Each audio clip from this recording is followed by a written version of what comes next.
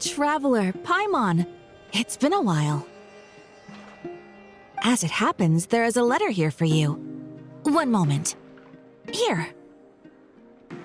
A letter? From who? Dear Diary, I'm Kale. I work as a trainee forest ranger under my master, Tighnari. I'm also studying at the academia. I've been getting better and better at reading lately. Mr. Al-Haytham says that the written word is a crucial medium for exploring the world and understanding oneself. That's why I decided to start this diary. That said, what should I write about? Things are pretty quiet in Sumeru these days. Life is good. Every day is a fulfilling and happy one. When I think back to the days when I suffered from Elazar, or way back to when I was injected with God remains, I'm in a much better place now. I hope it stays that way forever. I'll leave it there for now. Master said he'll take me shopping in Sumeru City today, which is great because I've been meaning to visit the toy seller at the Grand Bazaar for a while now. Kale, time to go. Yes, Master! Huh?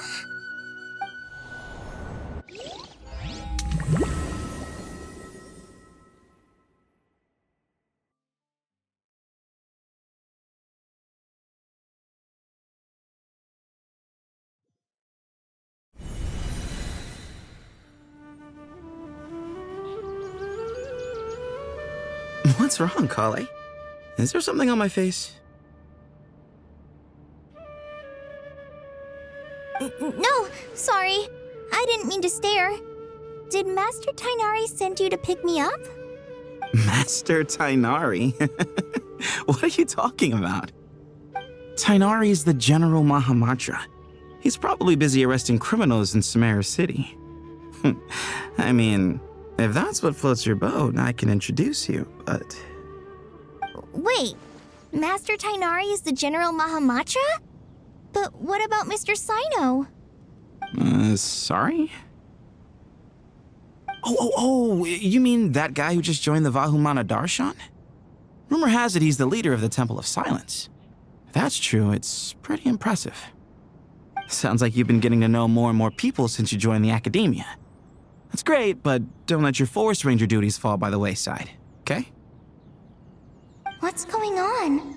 Sethos is acting like he's my master, and Master Tighnari has taken over Mr. Sino's job. Is this some kind of prank? If so, it's a weird choice of prank. But anyway, Sethos doesn't look like he's joking. What is this all about? Hey, you're zoning out again. I'm gonna buy some tools for the rangers. Why don't you stretch your legs a bit? It's been a while since you last visited the city, right? Wait! He's right. It has been a while since I last visited Sumeru City. Was it always like this? I mean, it feels familiar, yet somehow... something seems different. Is this really Sumeru City?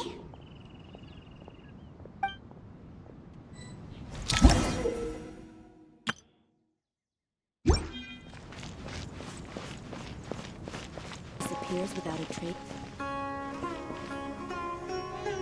Lord Kabe Bay, did you get a chance to review this month's accounts? Any feedback?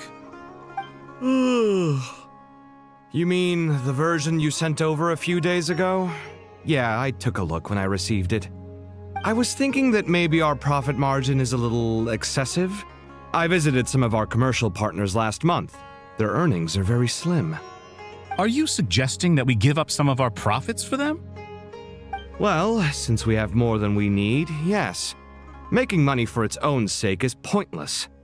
Don't worry, I've already planned for it and the numbers look fine. We can adjust the rates starting from next month. Also, about that designer you hired, I've had to revise his proposal 3 times now, but he just doesn't seem to...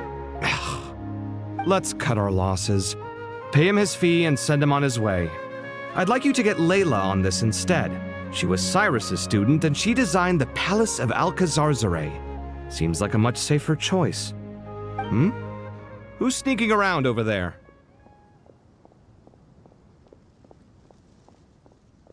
Mr. Kaveh?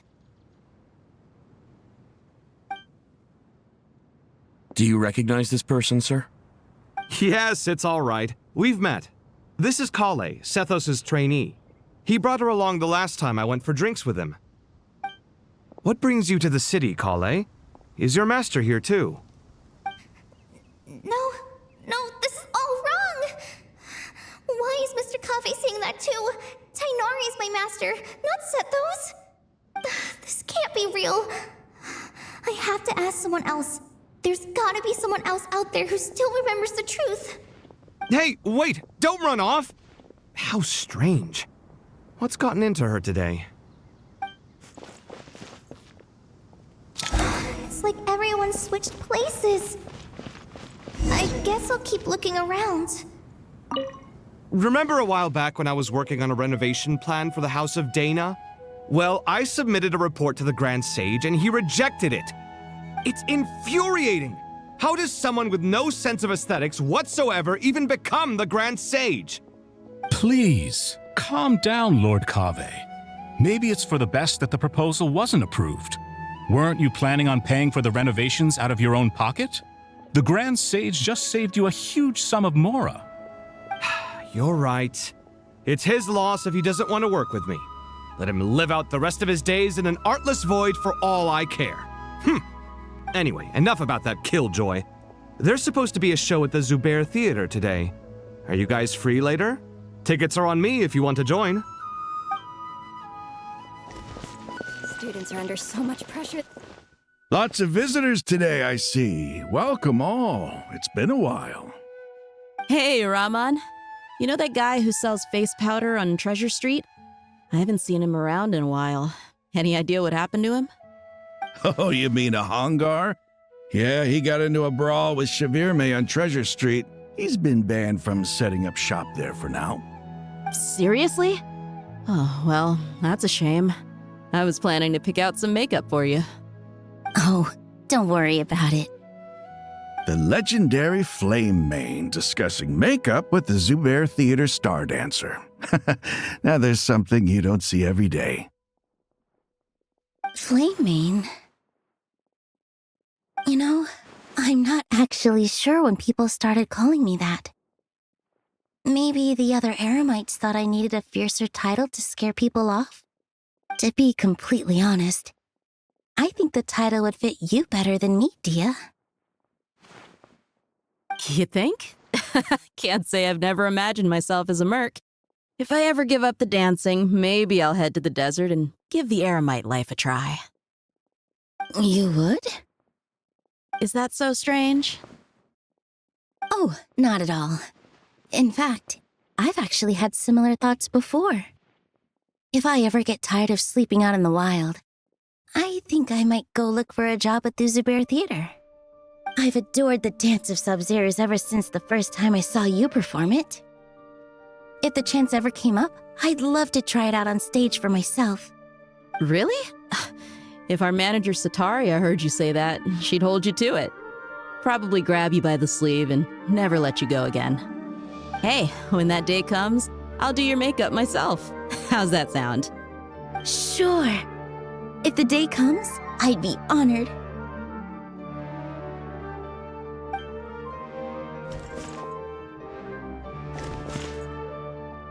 Everyone I know, everything I've ever known. Suddenly it's all a jumbled mess. The question is, who's right? Them or me? Oh, my head feels so heavy. I can't think straight.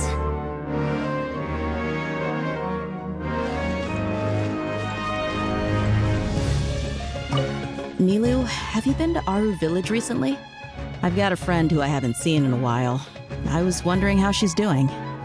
You mean Faruzan, the guardian of Aru Village? I saw her not too long ago. She seemed completely absorbed in her research. No change there, then. I'll have to catch up with her the next time I'm out that way.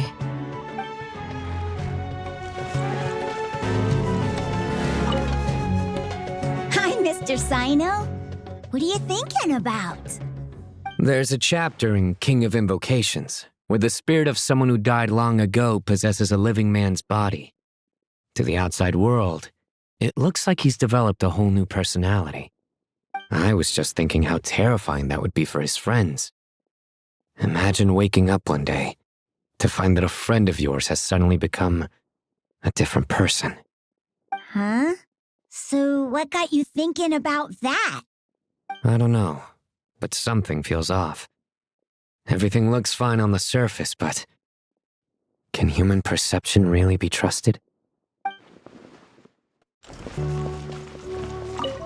All right, not a single Mora short. That covers you for this month's rent. What a relief.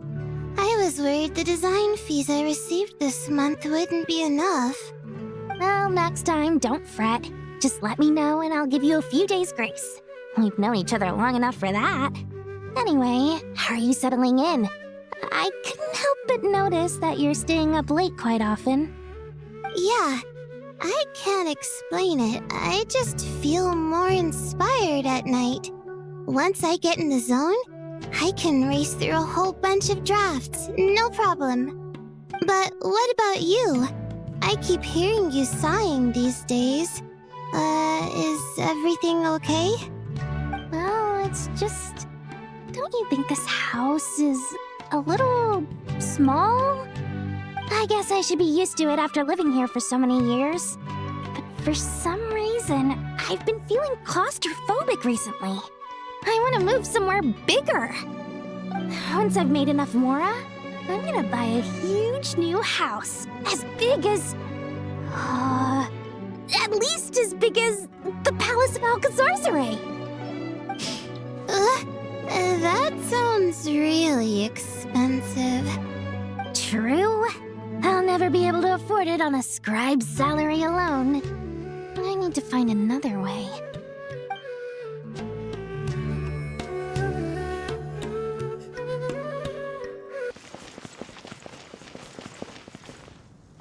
Mahamatra Tainari, we've apprehended the suspect. They say that the fool is prone to blind faith, but the wise man is not immune to it either. Siraj, do you have anything to say in your defense? Tainari, you were the one who turned the sages against me. Just a few words of caution from you was all it took to destroy my research. And now you're trying to stop me again? You should know that mechanical life is the future! We must cast aside our useless flesh and... That's enough. I'm not in the mood to listen to your lunacy. Anyone could tell you how amateur your work is. Karina, Ilias, put him somewhere safely out of the way. Yes, sir. Next on the agenda is... Master? What is it? Wait, did Professor Zahahati send you? She's been encouraging me to take on an apprentice. Might be getting a bit ahead of herself there, though. No, Master! It's me, Kale! Listen to me. Something really weird is going on in Sumeru City. It's like everyone's identities have switched around. You're not the General Mahamatra. You're a Forest Watcher. Just yesterday, we agreed to come to Sumeru City today to go shopping together and... All right, there's no rush. Let's back up a little. Your name is Kale, correct? Although this is our first meeting, you do seem strangely familiar somehow. Is there anything I can help you with? No.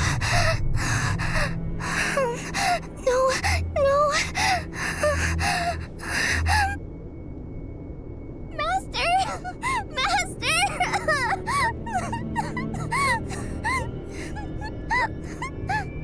What is it?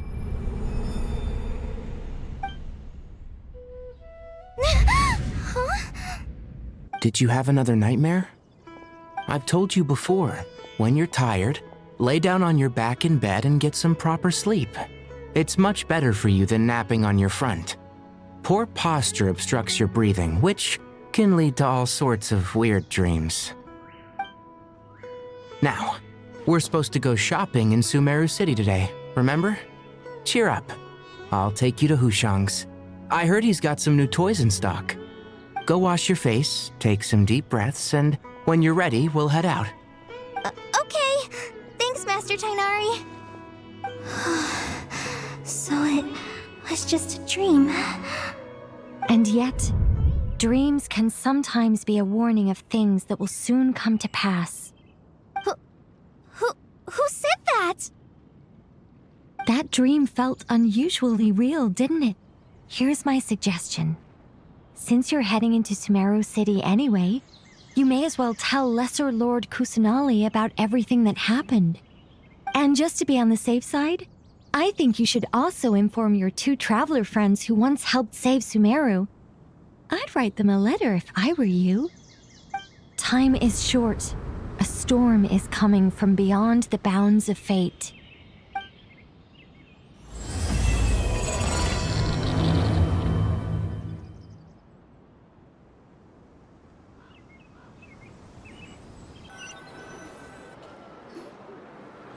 What a strange situation. No wonder Kali was in such a rush to write us a letter.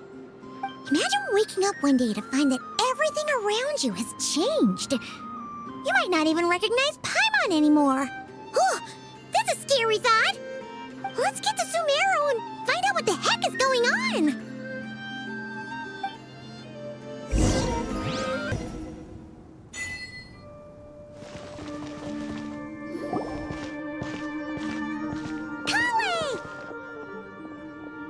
Traveler! Paimon! Thank goodness. I'm so glad you made it.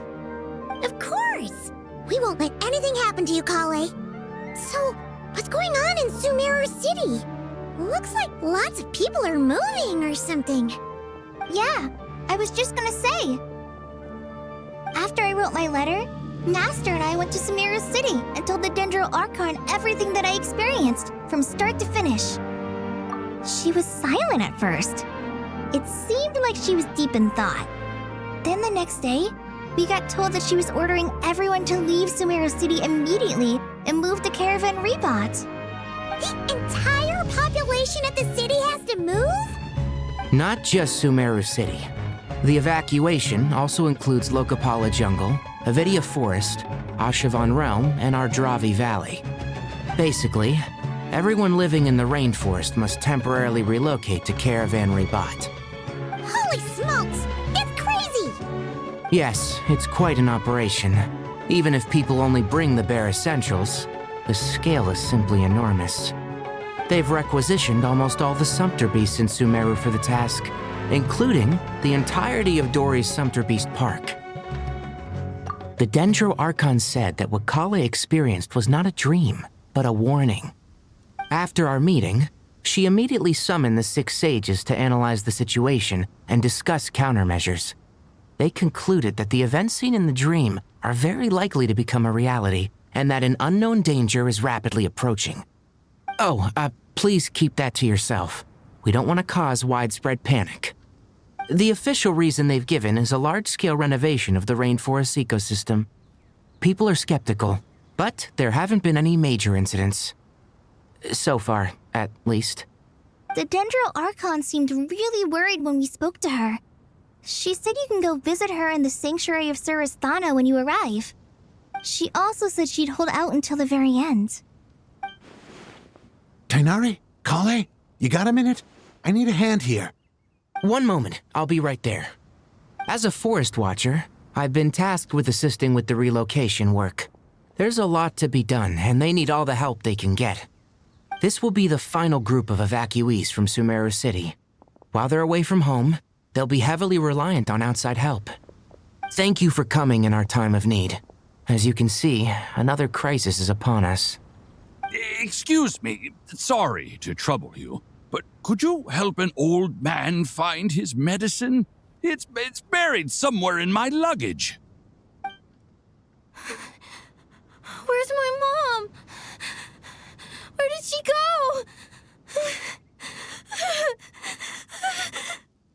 go? Don't worry, it'll be okay. Those items are worth a small fortune.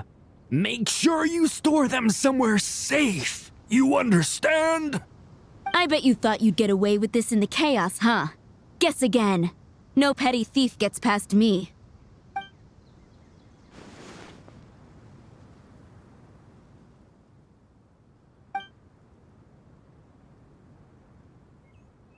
We should go help the evacuees.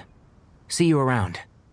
I'm so glad that you believed me and came all this way to help. It means a lot. Please stay safe. Don't worry. We may not know exactly what's going on yet, but as long as we stick together, we'll find a way through this. Goodbye! Look after yourselves! Will do. See ya!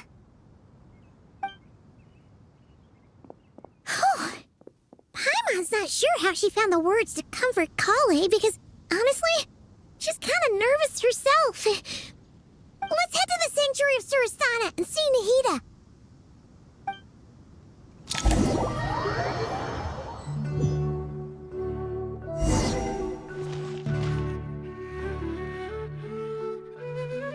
Who goes there? No unauthorized access to this place. By order of Mahamatra Sino. Are you blind? It's the Traveler and Paimon. Surely you've seen them before. Huh? Oh, so it is. I'm sorry, I haven't been sleeping well lately. My nerves are a little frayed. The Dendro Archon is in a very vulnerable state at the moment.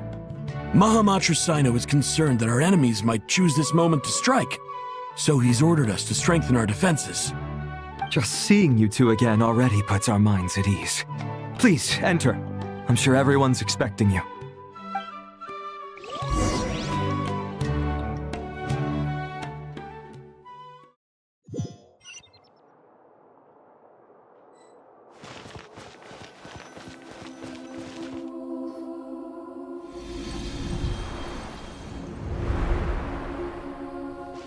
Traveler, Paimon, you made it. Aha! Perfect timing. Reliable helpers like you are just what we need right now. Oh, it's good to see everyone again. Kale gave us a rough idea of what's going on, but we still have a lot of questions. What kind of danger is Sumeru City in exactly? And how come everyone has to move to Caravan Rebot? At this stage, we can't be certain. We're investigating, but no definitive answers yet. I take it that Kale told you about her strange dream? Yeah. Apparently, everyone in Sumeru City was acting super weird. Even you guys. It was like you'd all switched places. That's right. Kale and Tainari reported the situation to the Dendro Archon. She believes that it wasn't merely a dream, and that whatever it was has something to do with Irminsul. It's a reasonable inference. Only through Irminsul can people's memory and cognition be so significantly modified in such a short time. We don't know why Kale would dream of these things, nor who was trying to warn her. The Dendro Archon decided to connect to Irminsul to investigate more thoroughly. Irminsul is connected directly to the ley lines. The tree serves as a central hub where the ley lines converge, and its core function is to record and store the world's knowledge and memories. But something has gone awry, severely compromising the performance of this core function. Information is bottlenecking inside Irminsul, hampering the ley line's flow. If this continues, new information will languish unrecorded, with existing records thrown into disarray. In short, the souls of the dead will be stranded, while the living have their sense of reality warped. In the long run, Kale's dream could well become a reality. And that's just the beginning. There's no telling what other nightmares could end up coming true.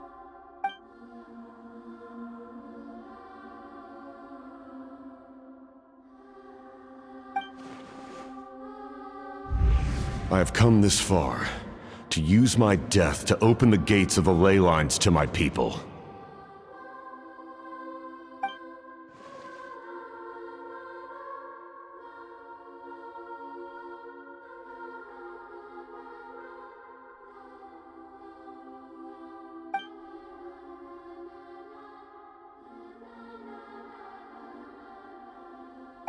Faced with a growing backlog of information, the Dendro Archon decided to connect herself directly to Irminsul and take over the recording and processing function herself.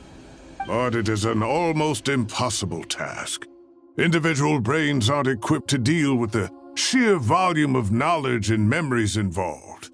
All that information flooding in at once would instantly fry any human mind. And for a god, even for a god, the suffering must be unimaginable. The Dendro Archon's power originates from Irminsul. Any issue with the tree itself takes a toll on her to begin with. On top of that, she's subjecting herself to the grueling task of processing all that data. It must be torture for her. And despite all of this, she is somehow finding the strength to investigate the Irminsul situation from within and send us her findings. I finished analyzing the latest data. Looks like our working theory was wrong. There's no signs of Irminsul having been attacked from the outside. So it's internal then? Some sort of disease, perhaps? No. I've spent half my life studying the ley lines.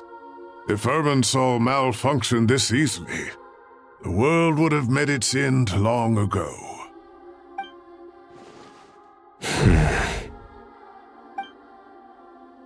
Sino? What is it?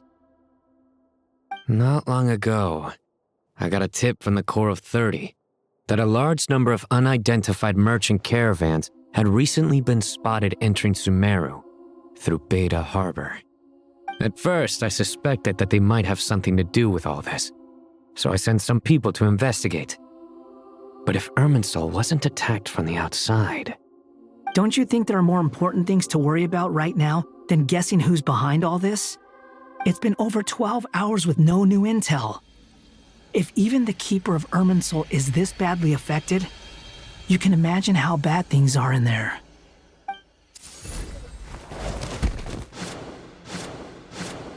Dendro Archon.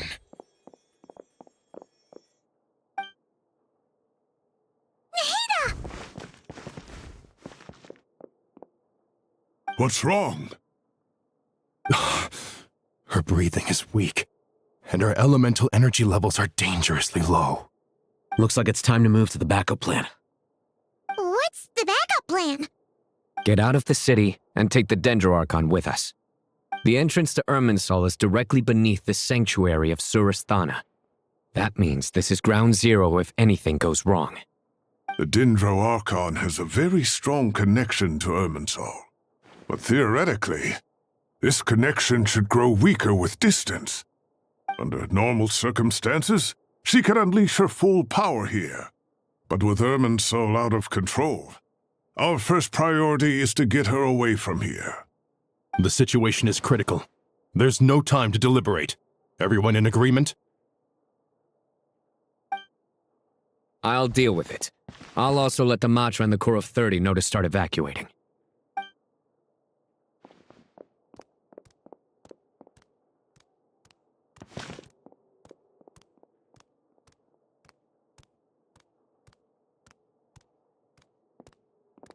Let's go. No sense grieving when there's nothing more we can do. Agreed. We'll be back as soon as this is over.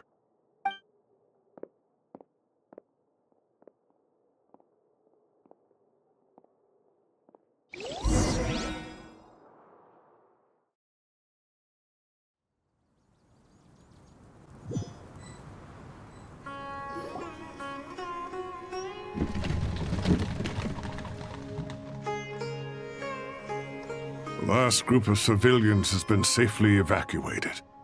Dendro Archon's carriage will travel with them. Sino and Hat Guy will protect the convoy. With the Dendro Archon in a coma, we've lost our means of investigating the situation.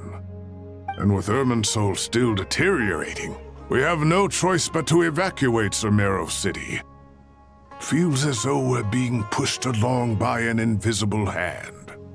Stop moaning, Cyrus. We're the teachers here.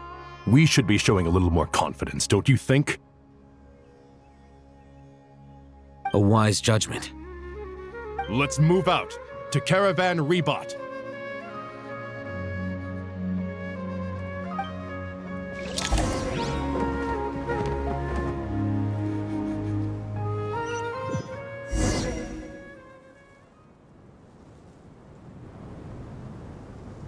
Sir, all units are in position.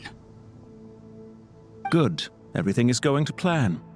Interfering with Sumeru City is a necessary step, so do not hesitate. The Irminsul situation will not harm you. We need to speed things up here, too. We don't want to keep our client waiting, do we? No, sir. You have my word. Everything will be completed on schedule. They say that fervent ambition attracts the favor of the gods, and with it, a vision. But we appear to be the exception. So, is our ambition not strong enough? Or does it threaten the very foundations of this world?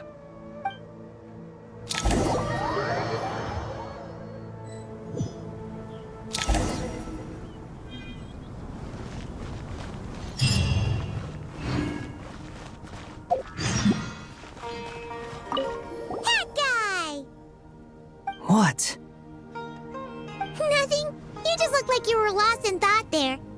Do you have any ideas about what's going on? From what I know about Irminsul, the system doesn't break down that easily. I don't have the faintest idea who could have done this. Actually, one name did cross my mind. But, he's already dead.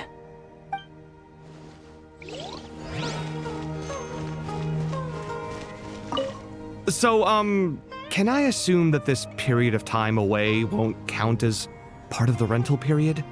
Maybe we should deduct it from next month's payment. Sure. Great! Wait, why are you suddenly being so reasonable? What's the catch? I'm always reasonable with rental payments. Like the time I refused to let you use that wine you brought home as collateral. That was a perfectly fair request, and you know it! Everyone runs low on funds now and then, don't they? And that bottle of wine wasn't cheap. You ought to be thanking me. Anyway, Sumeru City should be empty by now, right? With no one at home, I've been worried about security. I'm worried about burglars. What would they steal? That new scroll you bought? Ah! I'd almost forgotten about that. Oh, I only went and hung it up in the most conspicuous spot in the house. If anyone breaks in, it'll be the first thing they see. Well, no one but you gave it a second look while it was on display in the shop. I doubt anyone would go out of their way to steal it. You say that, but what if there's a thief out there who shares my aesthetic tastes?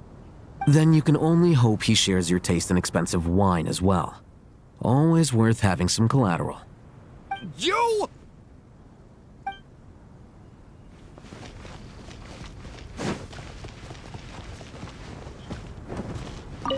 Keep your eyes peeled. It's down to us to maintain order at this time. This is a direct command from the Mahamata. Everyone stay vigilant. We cannot allow bad actors to take advantage of the chaos.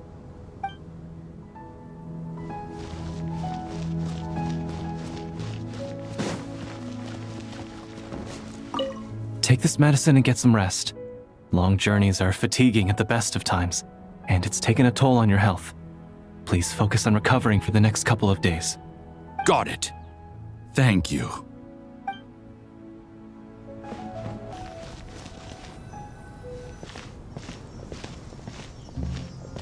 How is the Dendro Archon?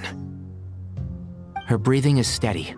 I prepared some therapeutic incense for her, but it hasn't had much effect. Her vitals are still very weak. Based on the information you've provided, I have a working hypothesis. Her condition is partly due to Irminsul's influence, and partly due to a physiological imbalance caused by the rapid depletion of her power. Elemental energy usually flows through the body at a relatively constant rate. The body grows accustomed to this rhythm, so when it's thrown out of balance, physical symptoms will appear. Is this similar to the ley lines? Overloading and withering both directly affect their vitality, potentially causing irreversible damage. correct. From a biological perspective, if you overexert yourself, you pay the price with your life. The Dendro Archon is not only drained of power, but her life force is at a critically low level. Is there any way to restore her health? I know the ley lines have strong self-healing abilities. As long as any blockages or pollutions are dealt with, they can quickly regain their vitality. But what about people? Well, gods. What's their capacity for self-healing? Before we think about that, there's a bigger predicament to resolve. Restoring the Dendro Archon's power requires us to heal Irminsul first. But that will be extremely difficult without the Dendro Archon's power. Paimon's already getting lost here. Master Tighnari and Sino look so serious. I've not heard Master speak in this tone for a long time. Tighnari.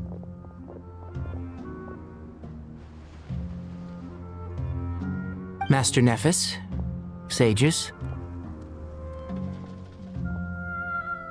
Tighnari, haven't seen you in ages. Have you gotten taller? Or did your ears get longer? Hopefully the former, Uncle Baladori. Sino, where's Professor Cyrus? I thought he'd be with you. He went out into the wild to investigate the situation. He said that the Irminsul anomaly will likely start to affect the real world soon. He shouldn't be trotting around alone at his age. Which way did he go? I'll look for him later. Would someone mind introducing us? Ah yes, of course. Allow me to do the honors. I'm sure we're all familiar with the Traveler and Paimon. They're the heroes who helped foil Azar's conspiracy and save Sumeru. These gentlemen and I are the 6 current sages of the Academia. Balduri and I are part of the Old Guard, while the other 4 took office after Azar and his clique fell from power. We have Sage Alkindi of the Spontamad Darshan, Sage Farnas of Kasharawar, Rataoist Sage Shakir, and finally Harabatot Sage Rusht. Nice to meet you all. I've heard much about you. Delighted to finally meet you in person. You're younger than I imagined for someone with the power to stand up to fate itself. Thank you for lending your aid to Sumeru once more. Once we're on the other side of this, could we get a photo together? My daughter has a friend named Isak. He's always talking about you two. Of course! No true hero would deny a child their wish. Back to business. So with the Dendro Archon currently in a coma, the people have taken temporary refuge at Caravan Rebot, but they cannot stay here forever. We need to come up with a plan as soon as possible. Farnas, any thoughts? Well, firstly, having reviewed the data, I'm inclined to agree with your assessment. This doesn't look like an attack on Irminsul from the outside. Rather, it resembles a malfunctioning machine. Calculations going haywire and sparks flying. That being said, before we consider how to fix it, we need to understand precisely what has gone wrong. Furthermore, we somehow need to ascertain this without relying on the Dendro Archon's power. We have no direct access to Irminsul. However, we might be able to gather the information we need from the ley lines. Study the branches to learn about the trunk, in other words. Wait, is that what Cyrus is up to? No wonder he ran off to research in the wild. Curse always one step ahead of me, isn't he? I heard that while in the sanctuary of Surasthana, the Dendro Archon had to serve as the central information hub herself. This is a clear sign the situation within Irminsul might be far worse than we can imagine. Irminsul is vital not just to the safety of Sumeru, but to all of Teyvat. We must be the ones to bear responsibility for this world. To be on the safe side, I think we need to consider some backup plans. Are you saying we should consider a scenario in which Irminsul is completely destroyed? I'm merely pointing out that the possibility exists. You have a valid point. But until worst comes to worst, I believe we should focus our efforts on resolving the Irminsul anomaly and helping it recover. Kale, I understand that you were the first to foresee this crisis. If it's all right, I'd like to talk with you about it in more detail. Of course! But even I don't know how I came to have that dream. If there are no signs of external damage, could it be a stress fracture? Metals tend to suffer from this issue with long-term use, and Irminsul has existed for centuries, after all. It's possible, but surely a stress fracture would be more likely to cause a complete shutdown rather than chaos. Sages, General Mahamatra, sorry to interrupt, but something has come up. What happened? Some citizens didn't believe that Sumeru City was really in any danger. They slipped away and hid during the relocation, intending to return home. How many people are we talking? About a dozen. Sakura found them while on patrol, but they appeared to be suffering from psychosis. For whatever reason, they were trying to kill each other. By the time we arrived, there were only 2 survivors. One was unconscious from their injuries. The other tried to attack us, but was subdued. Where did this happen? Near Yasna Monument. That's not far from Caravan Rebot. Master. I know. The Irminsul anomaly is beginning to have effects in the world. I didn't expect it to spread to Yasna Monument so soon. It almost feels like we're being chased relentlessly, with no time to catch our breath. Sir Cyrus said the same thing. He sent me back to report in, while he continues investigating. I'll go join him. Count me in too. Don't let my age fool you, I can still fend for myself. Very well. Meanwhile, the rest of us will continue discussing our next steps. Get back soon. Take care of yourselves. It's getting dangerous out there. I thought we'd be safer once we got to Caravan Rebot. If the Irminsul anomaly's sphere of influence continues to expand, our only option will be to move into the desert. To Aru Village? We should check if they can accommodate so many people. Essential supplies will also become an issue. We were only able to relocate here so quickly because Caravan Rebot is well stocked. If we move to the desert, we'll need to carefully calculate how much food and water to bring. Don't be nervous, Kale. I just wanted to ask, have you ever had similar dreams to this one before? Similar how? Dreams so vivid, they seem real. Filled with strange or dangerous things that you cannot explain. Let me think. There was one time, I don't remember it very clearly, but I saw fire. Fire? Yeah. I wish I could give you more details, but all I remember is fire everywhere. From the sky to the ground, everything was burning. The heat was unbearable, and ashes were blowing in the wind. I doubt this dream was a mere coincidence. Perhaps it was some kind of prophecy? And yet, you've never studied astrology. I'm at a loss to explain it.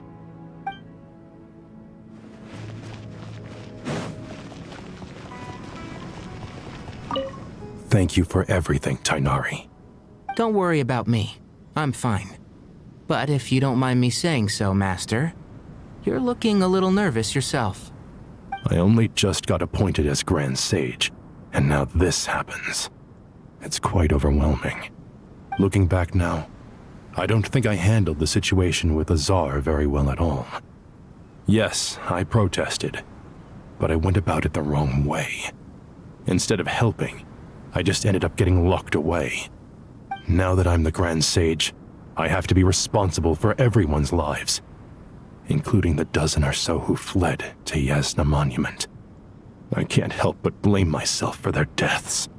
It's only natural that you want to do the best job you can, but Master, we both know perfection is impossible. You're right. We may well be heading into the desert before long. Feeling up to it? We left in such a hurry that I didn't bring any sun lotion, but I'm sure I can make some from local ingredients here. That was a big part of my graduation thesis, after all. Still remember? Of course, like it was yesterday. I remember asking you if you'd like to stay and teach, but you turned me down without a moment's consideration. Anyone else would fight tooth and nail for the chance to research by my side, but you couldn't get out the door fast enough. Weren't you afraid I'd hold up your thesis and stop you from graduating? If you'd pulled a move like that, I would have reported you to the Matra right away. You wouldn't give me a second chance? What about the bond between mentor and student? No, Master. I would not sit by and watch you go astray. Very good. Then I taught you well.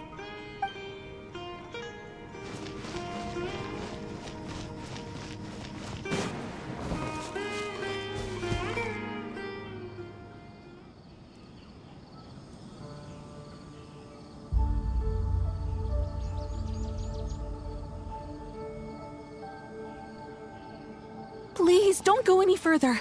As you get closer to Sumeru City, there's no knowing what dangers you might encounter. So this is our mentally disturbed man?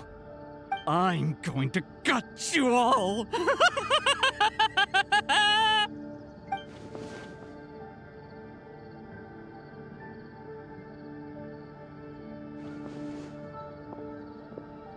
Cyrus, you didn't even bring a single guard? Do you think you're some sort of warrior? It's fine.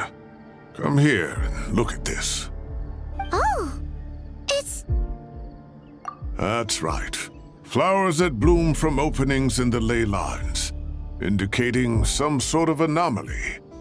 I don't believe I've ever seen a color like this before. Did you discover it nearby? Not just here. Way over there, too. They're everywhere. There's even more in that direction. How did you ascertain the situation further ahead? Didn't you just say that we can't go beyond this point? Yes. This area is relatively safe so far, but if you continue forward, delusions will start afflicting your mind. However, some vision-bearing mercenaries were able to maintain their sanity a little better. They're the ones who brought back news from further afield. Sino, do you remember the class I taught on dissecting ley line blossoms? I do, Professor. I received full marks in that course. Good. After all these years, it's time to put that knowledge into practice. There must be anomalous information hidden within these blossoms. Alkindi, I'll need your help as well. Been a while since we worked on a project together, hasn't it? Sure has. Well, what are we waiting for? Let's get to work. Anything we can do to help?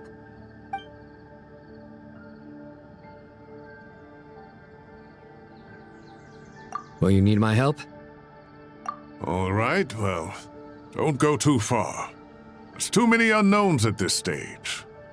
Let's regroup at Caravan Rebot later. Don't worry if you don't show up. I'll come and find you.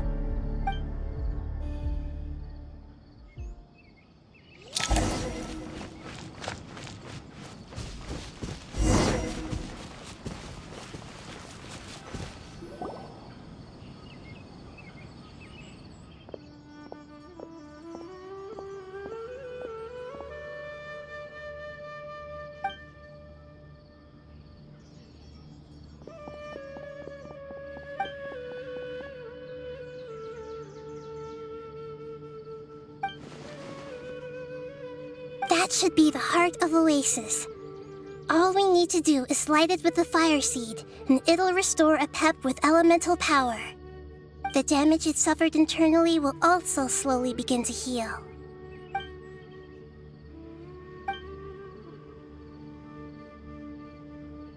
What is it? You thought of something? Really? Then let's get back and tell the others!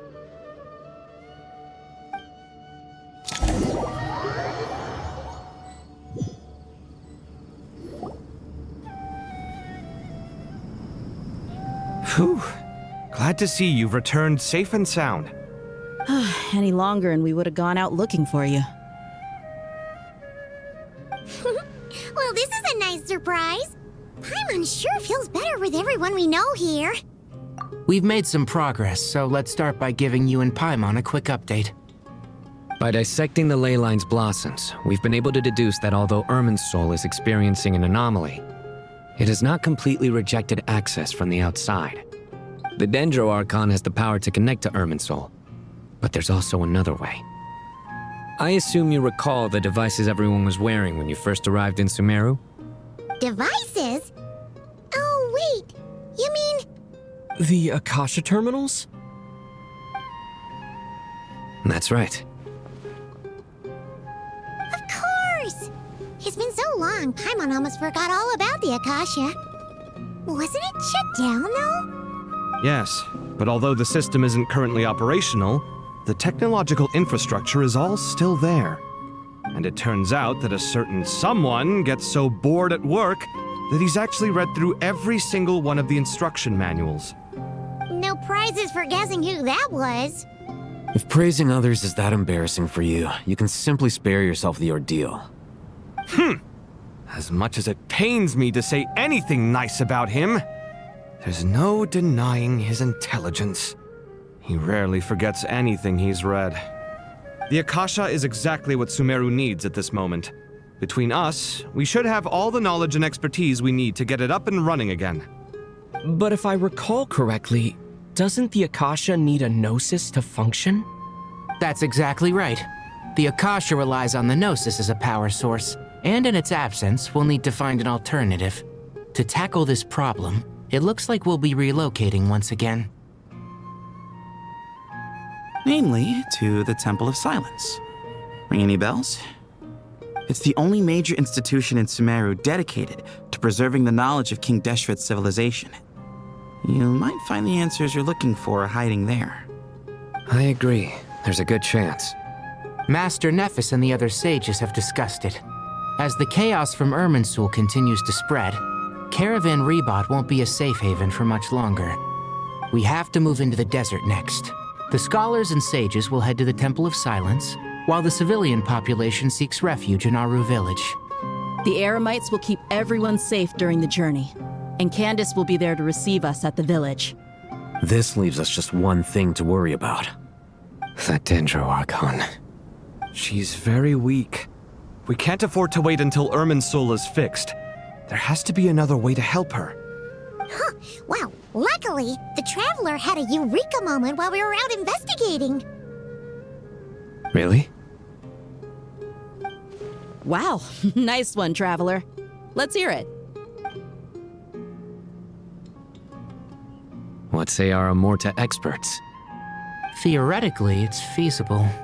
From what you're saying, although elemental life and elemental energy have their differences, the Dendro Archon has explicitly stated that she can imitate the power of the former. In which case, as long as Apep is willing, she should be able to convert her own power into a form that the Archon can use. It wouldn't be difficult for her at all. The only problem is convincing her to help.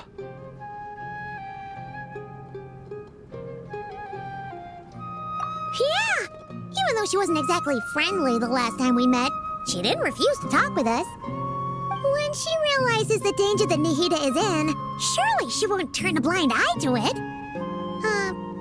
Well, hopefully not. Either way, we're not exactly spoiled for choice here. Hey, it's better than having no options at all. I agree. Without Irminsul's aid, the legendary Dendro Dragon Apep may well be the only living thing in Sumeru who can help our Archon recover her power. There's no time to lose. I'll bring this proposal to Master right away. If he and the other sages agree, we'll split into 3 teams. The academics will go to the Temple of Silence to look for a solution to the Akasha problem. The Eremites will escort the civilians safely to Aru village, and the Traveler and Paimon will take the Dendro Archon to see Apep. There's still a long road ahead, and no knowing if we'll make it. But at least we have a direction now. I'll take it over floundering around in confusion. If there are no objections, then let's proceed. But before we adjourn, I would like to leave you all with some parting words. No matter the distance between us, there will always be an invisible force tying us together. May the bonds forged in the past shine bright like stars, and open a new path before our feet. Huh. Is that from King of Invocations? No. This one's from King of Invocations, the sequel. What's the difference? The sequel's much cooler. Couldn't agree more. Well, it was very apropos. Once this is all over, I'll give everyone a copy of King of Invocations and the sequel to show my gratitude. Come on, let's get moving.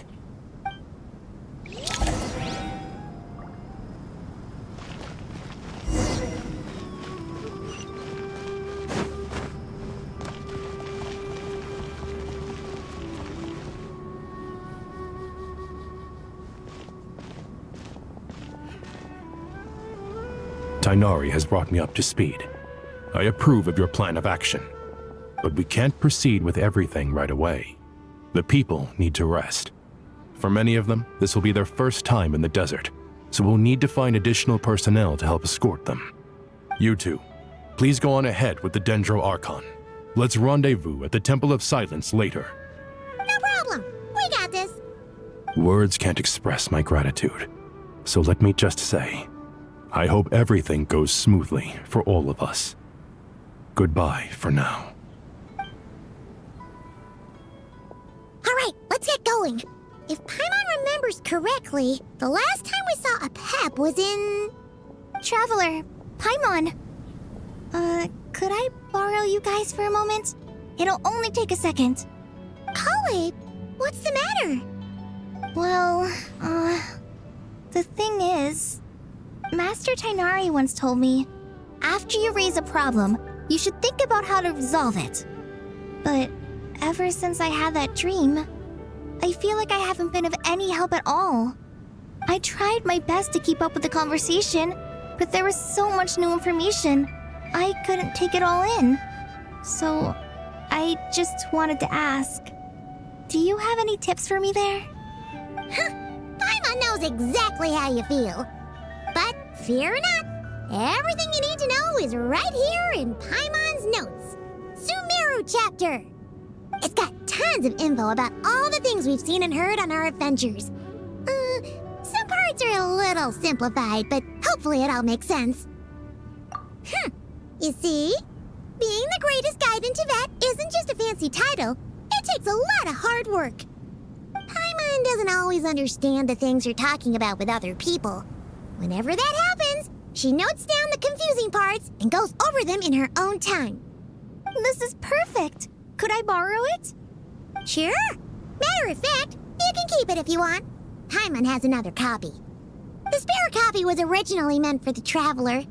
Paimon used to worry that one day he might not need a guide anymore, so she wanted to have a gift for him, in case we ever parted ways.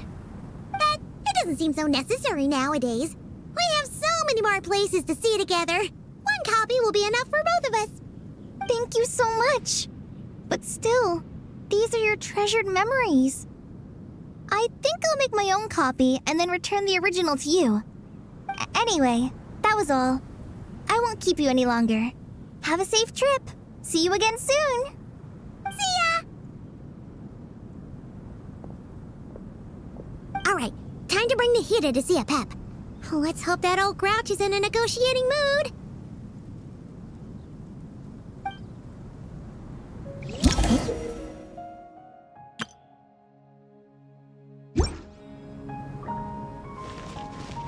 Actually, never mind.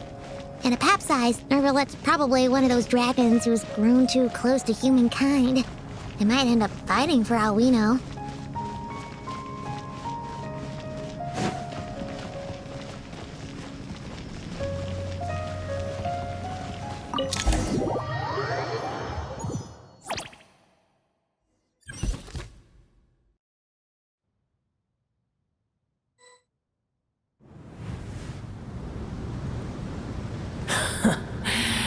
I had a feeling your kind might come calling. The ley lines are in disarray. Something has gone wrong with Irminsul, yes.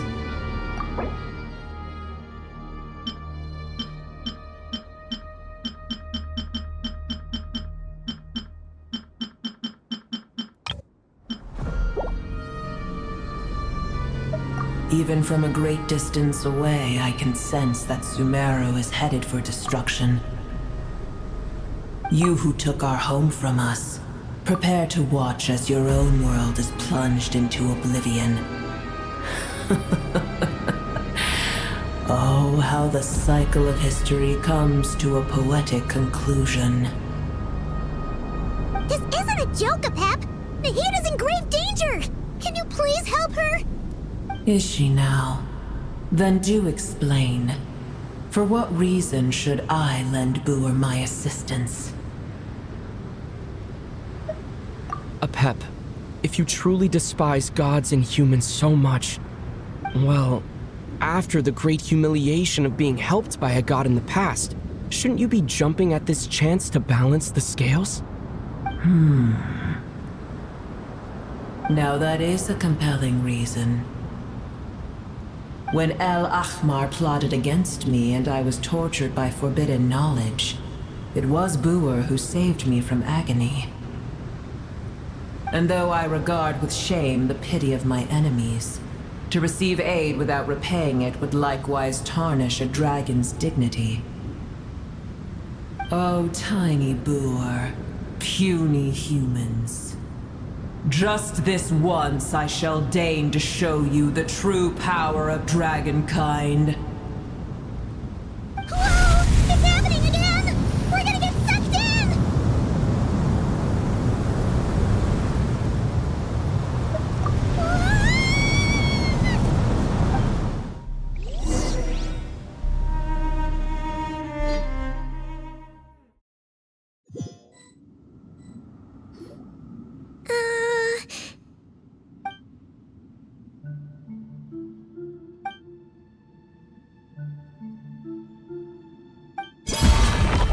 It is done. The heart of Oasis is supplying her with life force as we speak. It shall not be long before she recovers. But I should warn you. Boer's existence is closely intertwined with Irminsul. Unless the issues plaguing it are resolved, she will never completely recover her former strength. Thank you. Spare me your words of gratitude. You may also spare me your feigned concern.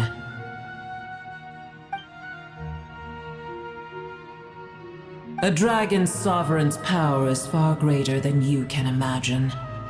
While I was indeed weakened when the heart of Oasis ran dry, providing tiny Boer with a morsel of my life force shall have little consequence for me. Oh, good to hear.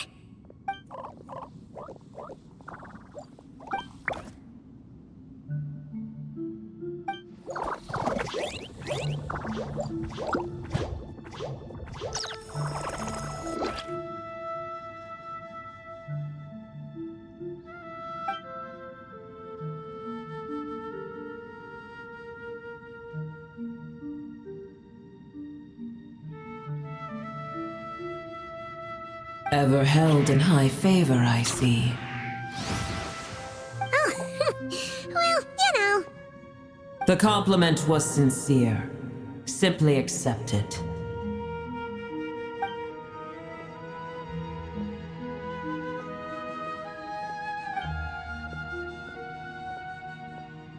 I did once.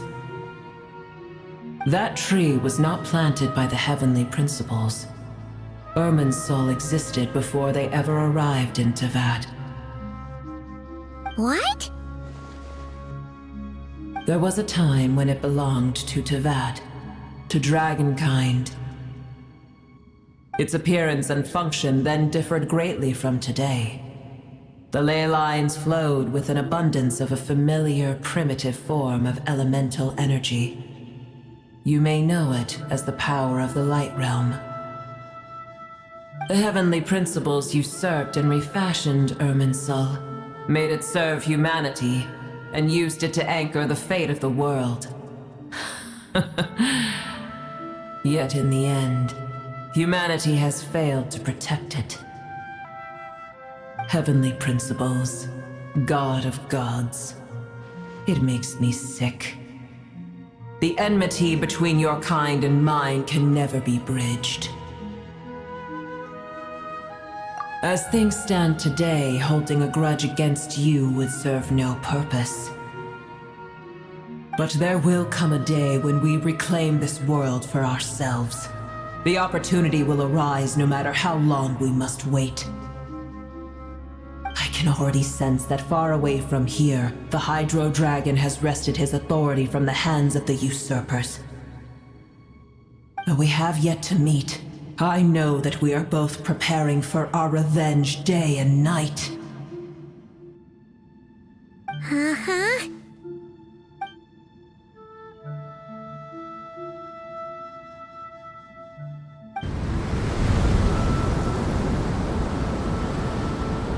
I hear a great disturbance out there.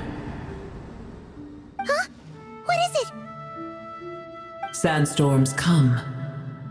The Djinn. I see.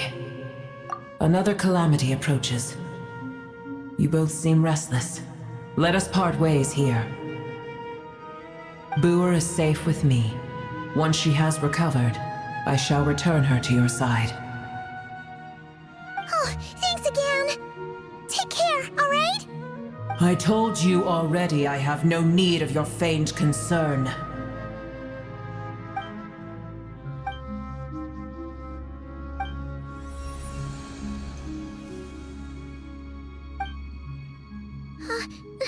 Nahida? You're awake! Are you okay? Cease your interrogation. Yes, she awoke for a brief moment, but she has now lost consciousness again. Take it. We shall talk more at another time.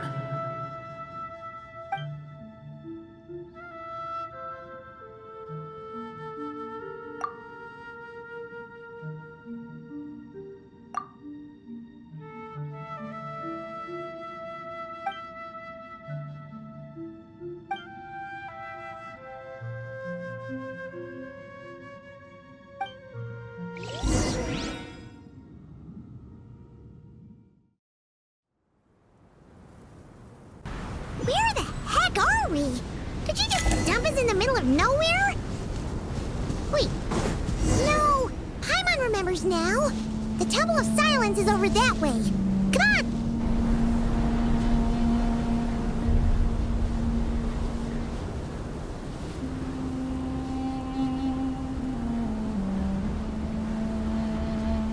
There's no need for everyone to stay here. I'll protect the sages. The rest of you, return to Aru village. Yes, Mahamatra Sino.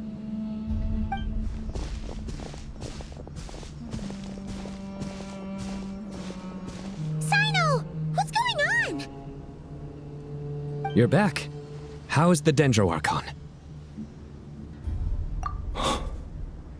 What a relief.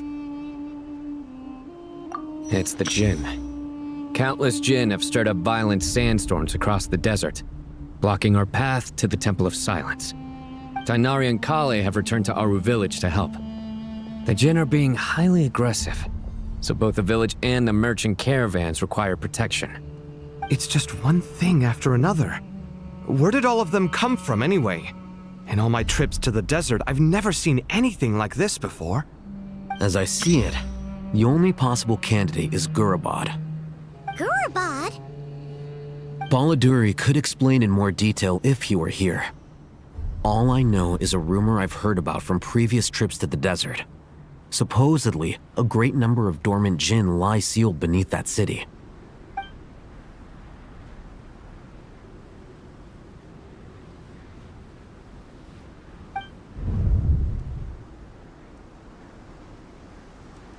Gurabad is, for me, a fated land.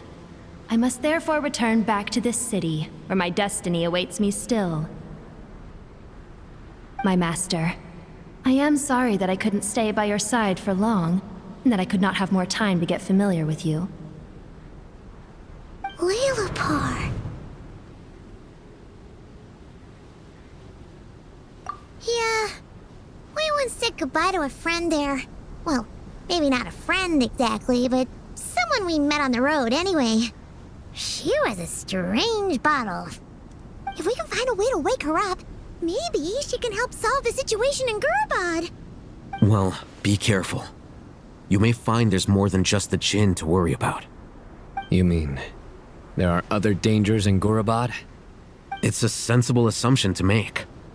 The moment we arrived in Caravan Rebod, the Irminsul anomaly started spreading in that direction. Now we've moved to the desert, and suddenly we're plagued by Jinn and sandstorms.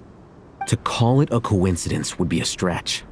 Don't worry, we've gotten a lot stronger since our last stint in Sumeru.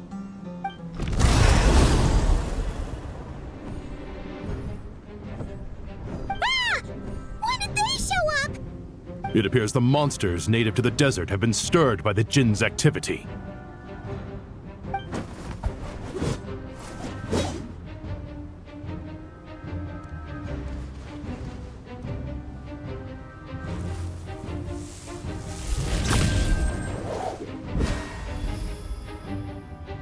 You should get going. We'll take care of things here.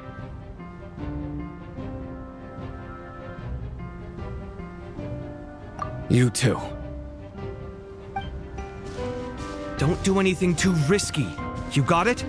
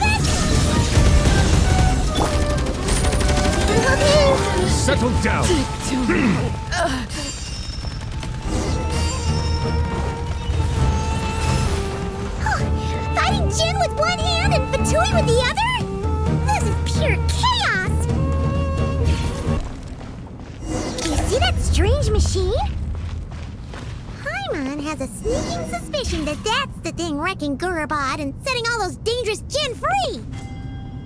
The target has reached the core zone. Requesting backup. Repeat, requesting backup.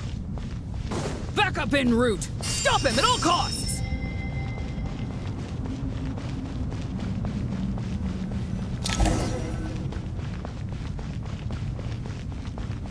Careful! They're back again! Suffer the wrath of each! Silence! Be sanctified. Success! Nice one, Traveler! Let's keep going! Commit to memory! Illusion shattered! Now you shall perish!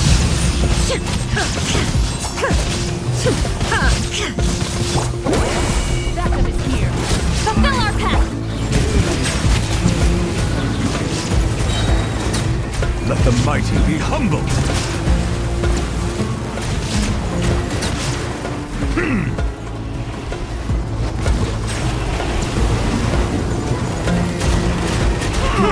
Backup is here!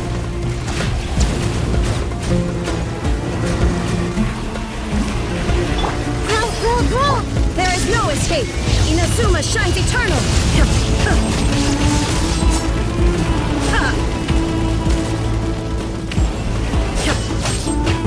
This hunk of Jinn's gone kaput! Now we can finally... It seems my subordinates failed to stop you in your tracks. Apologies, sir. There is no need to apologize. You did well to hold your ground against such a powerful adversary for as long as you did. I must commend your courage and perseverance. You're in charge here, huh? First the problems with Irminsul, now this mess in Gurabad? Are you the ones responsible for all this? I'm afraid I cannot answer that. I assume you aren't naive enough to expect answers from an enemy. Oh, this guy is so snooty! However you want to spin it, you're clearly involved in this somehow. So you can either start talking, or we'll have to make you talk. Let's get him! Traveler? What's wrong?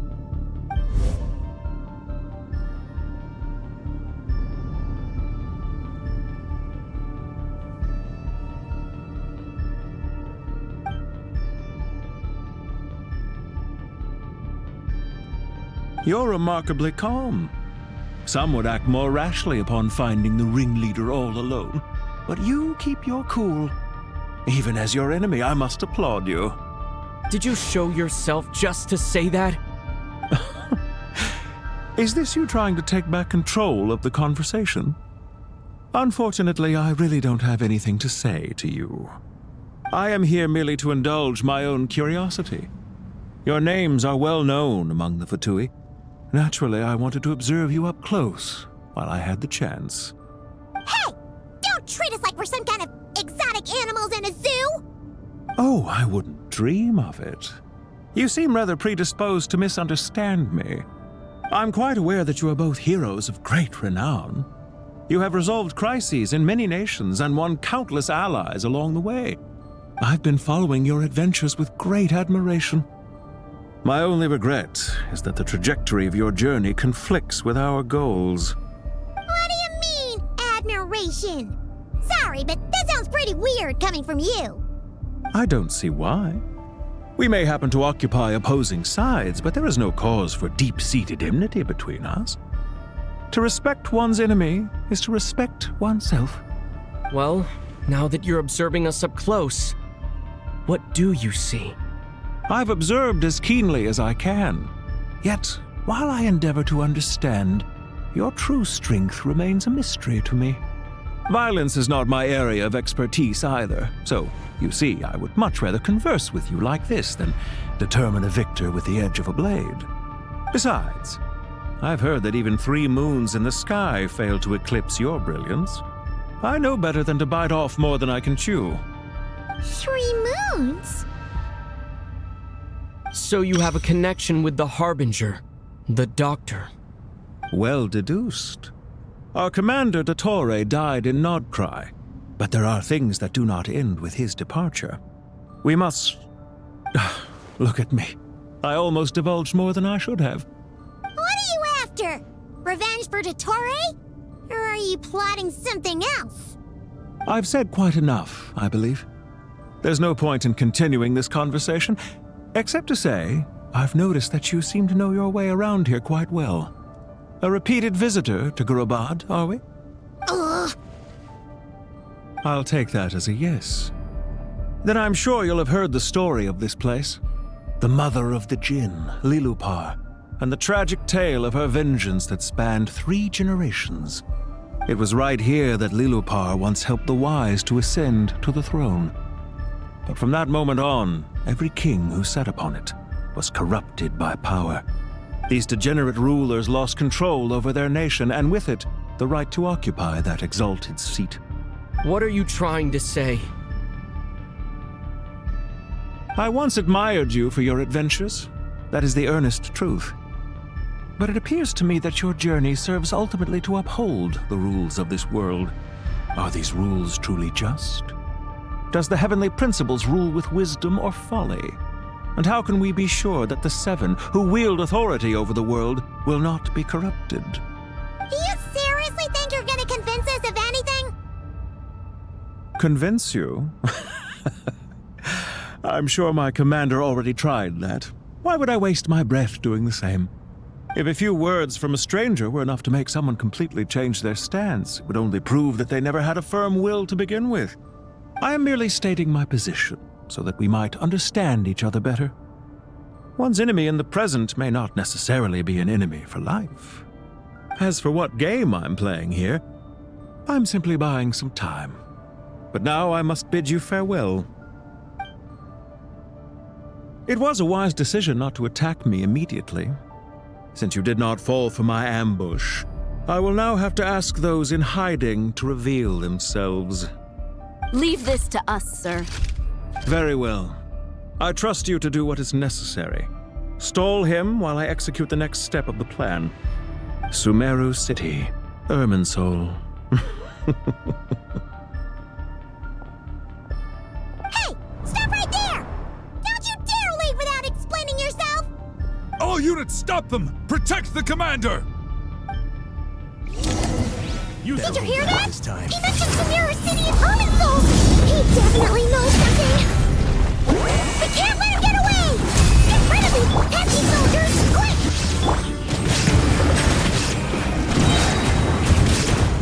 Rear guard to the front! Don't let them through! Get that thing in position! Shine down! Fulfill our pact! Hold on! Just a little longer!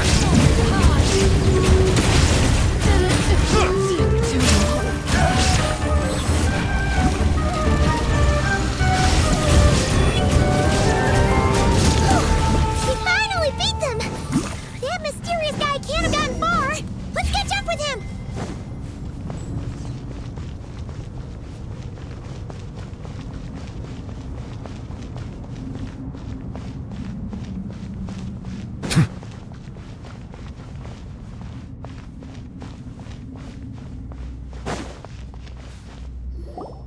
Found him! Over here! You're very persistent. Hey, you! Stop running and explain yourself! What are you trying to...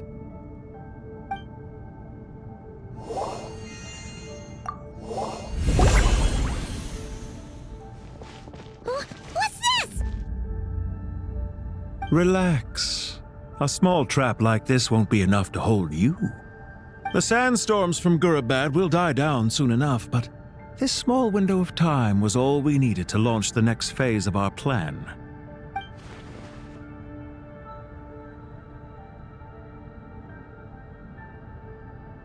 Don't be discouraged.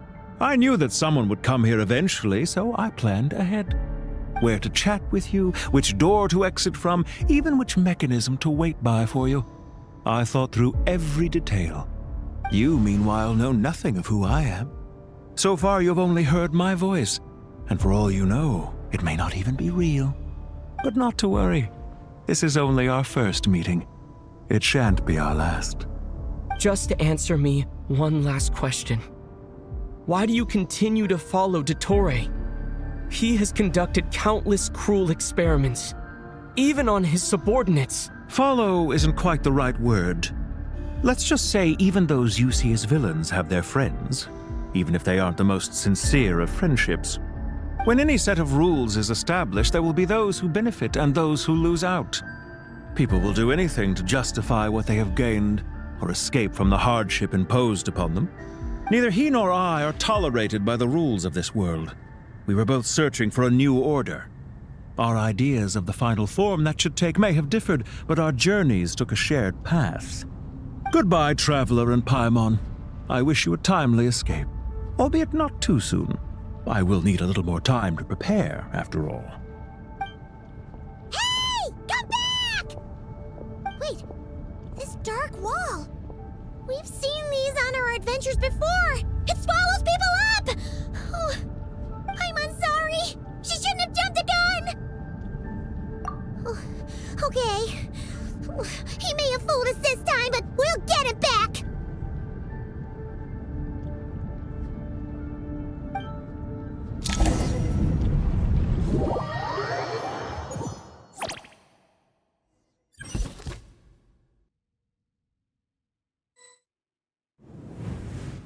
Sino and his team are guarding the north. We'll take this side. There's so many Jin. We can't let them get into Aru village. Don't fret. I am well prepared for this situation. Huh. So you have a solution? Perhaps you're unaware that I have a trusty genie partner of my own, Plumpy. If I send her to negotiate with the others, this whole thing will be resolved before you can say Mora. Off you go, Plumpy!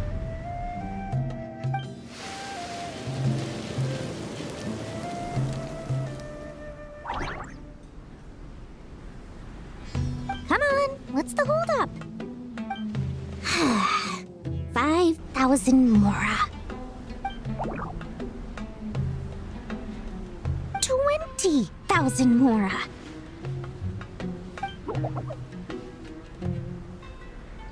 100,000 Mora. Final offer. Ah, so she's a hired partner.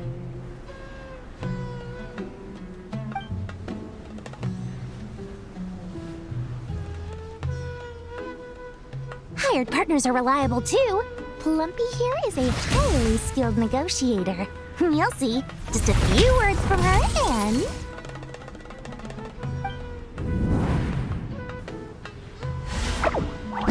Plumpy! Don't you, Jin, have any respect for the rules? This was supposed to be a negotiation! How dare you treat my messenger like this? You wanna play rough? Two can play at that game!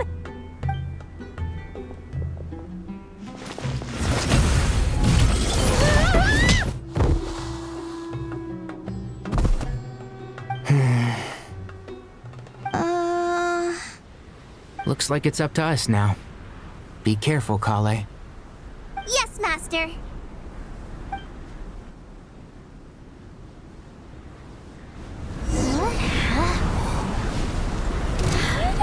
Pass out.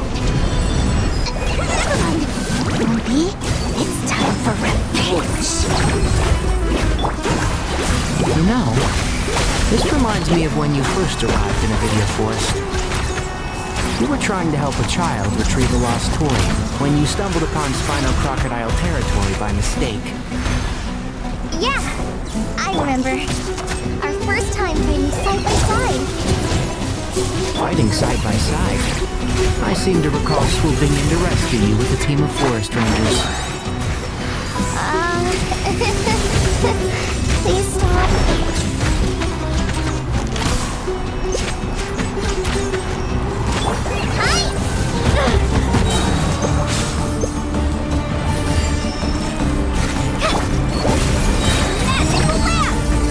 Just like we rehearsed.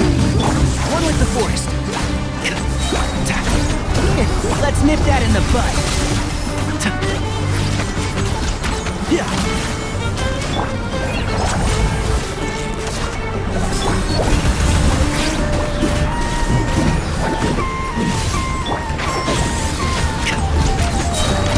I'll uproot you! There's too many of them! I can't believe I used 12 rare items in one battle! Ugh. I shudder to think how this is going to affect this month's accounts. The sight of that glaring deficit might be more than my poor heart can take. Tighnari, how's the situation on your end? We held the line, though it was a close call. But it looks like they're preparing for another attack. Has something happened? They've breached our defenses in the south. The Jin are pouring in. We're moving the villagers to the north as we speak. We're hemmed in. This is getting precarious. Our margin for error just got a lot smaller. That's why we wanted to confirm your status. We need to consider our next move carefully. Bad news! Another line of defense has been breached. Kale, go with them and assess the situation. Dori and I will hold the line here. But Master! Even with 3 of us, we barely managed to. This is not a discussion, Kale. Don't worry about us. She clearly still has plenty of tricks left up her sleeve.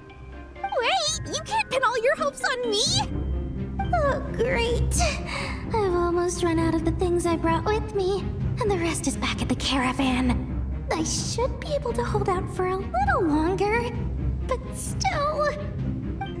Master! Need any help? Huh? What is it, Kale? If things continue like this, it won't be long before Aru village is overrun by Jinn, and the sandstorms are sure to follow in their wake. I do have a plan, but I can't guarantee it will work. I don't care! Whoever you are!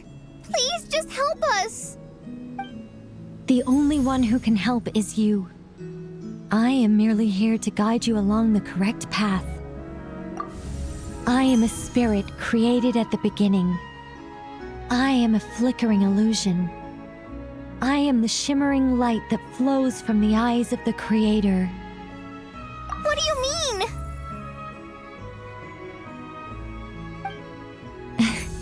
It doesn't matter.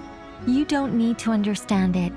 Just repeat after me, one line at a time. Watch out! Jinn incoming! I am a spirit created at the beginning. Here goes nothing! I am a spirit created at the beginning.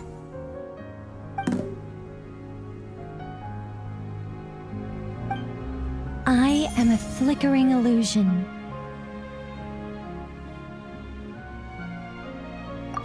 I am a flickering illusion.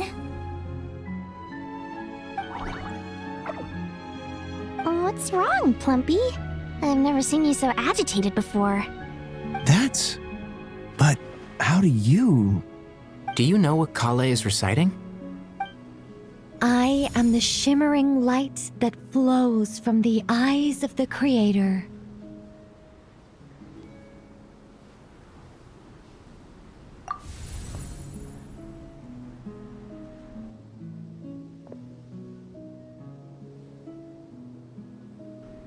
I am the shimmering light that flows from the eyes of the Creator!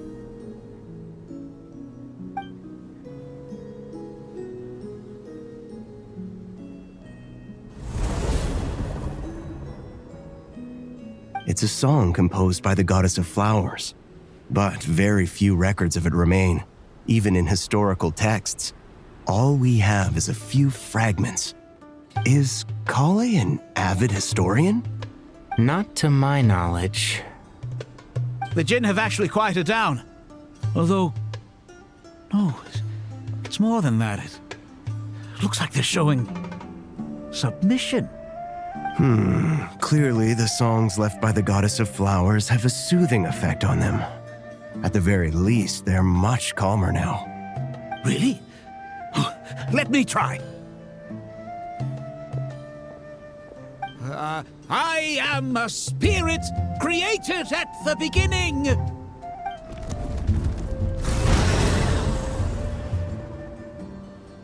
Don't stay away! I'll stop! I'll stop! It seems like the song only works when Kale recites it. But why? Kale.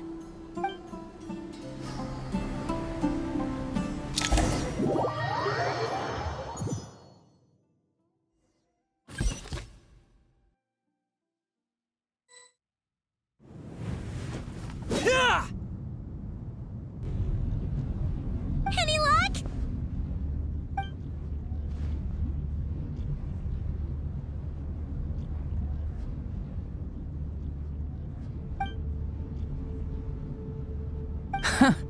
When I heard that loud rumbling in the distance, I thought the shifting sands had bust open the gates to some ancient treasure vault. Turns out it was just you guys. Huh? Wait, that sounds like... It's been a long while. Did you miss me?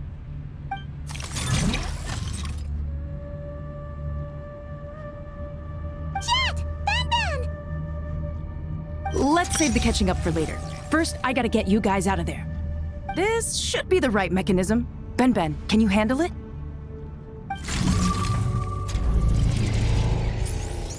There we go. Come on, let's leave this place.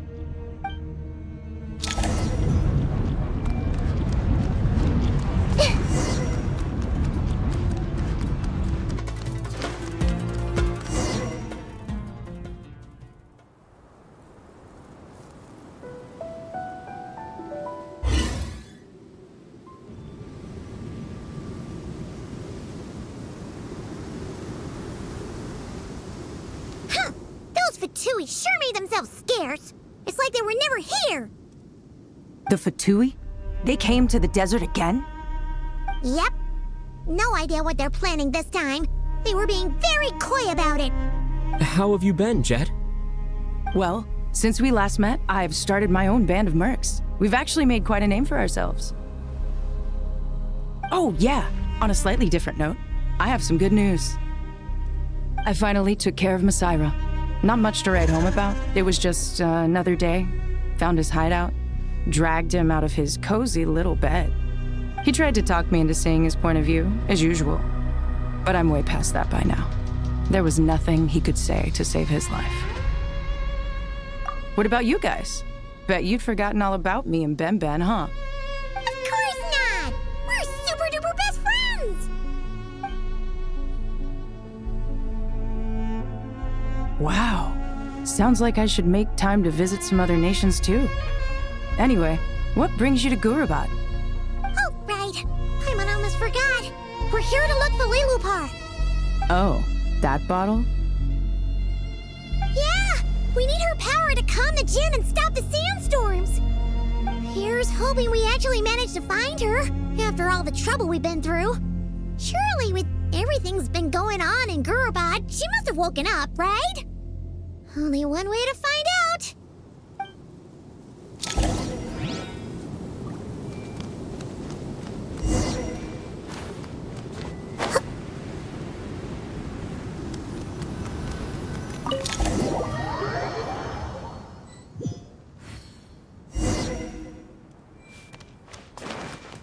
Let's see. She should be around here. Aha! Found her!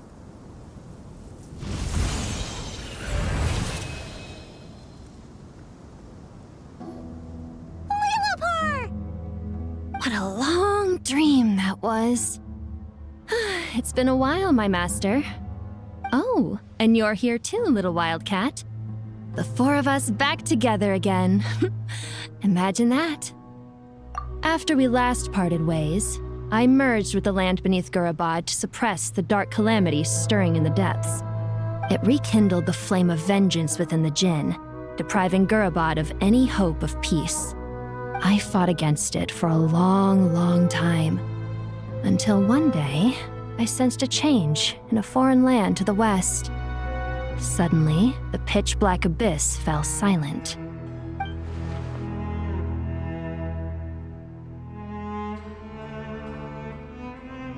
Once satisfied that that dark power could no longer bewitch the Jinn, I too fell into a deep slumber, from which I have only now awoken.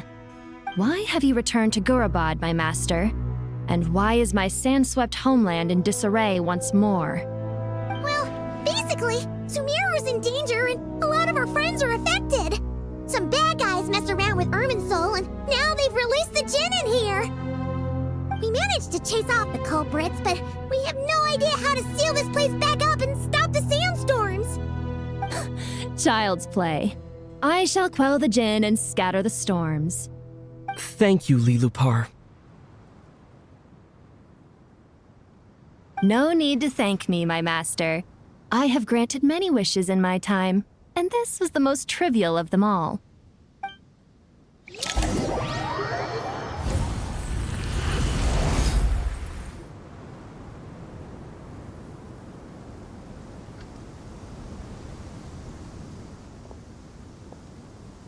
The sandstorm's gone. The sun shines bright again. When I said that we'd meet again under a lovelier sun, this was exactly how I imagined it. Yay! Although, honestly, Paimon would love to hang out with you more, even if the weather sucked. Well, there shouldn't be any more Jinn breaking out, right? Are we okay to head back? Sounds good. You can introduce us to your other friends. Another adventure begins. Lovely.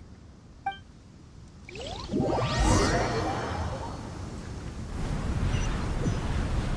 storms have stopped! We should be able to get to the Temple of Silence without any problems now. Time to regroup!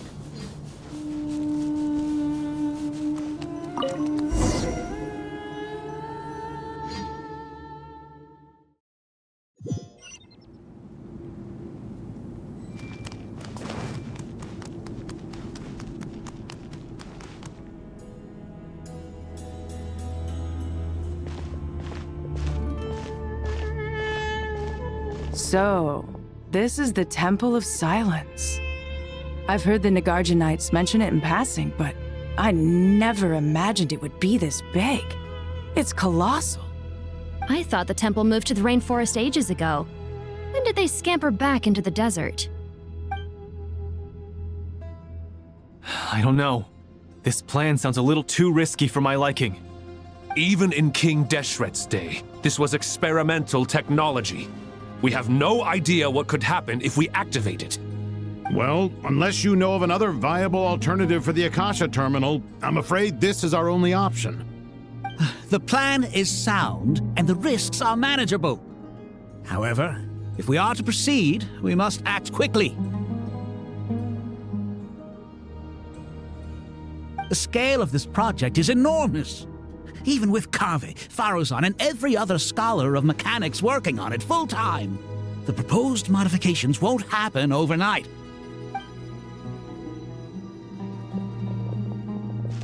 You're back. Everything all right? And who are they? Friends of yours? Pretty much everyone in the Temple of Silence is. This guy's Kave, and the one next to him is Alhaitham. Hello, I'm Jet, and this is Lilupar. Ah, a famous name from the history books. Pleased to meet you. A friend of a friend is a friend of mine, as they say. Who's they?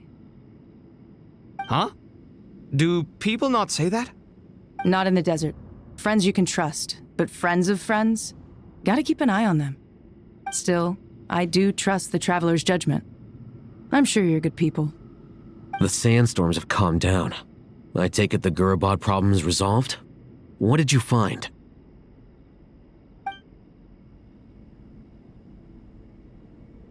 And after getting all smarmy with us, he trapped us there. Luckily, Jet used the mechanism outside to free us, and then we got Lilupar to put a stop to the chaos. Wow. Thanks for being there to help them.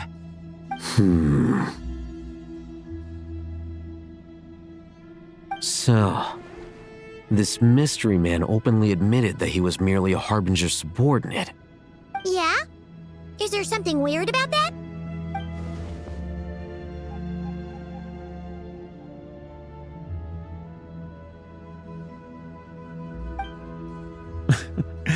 I assume you aren't naive enough to expect answers from an enemy. Well deduced. Our commander, Dottore, died in Nodcry.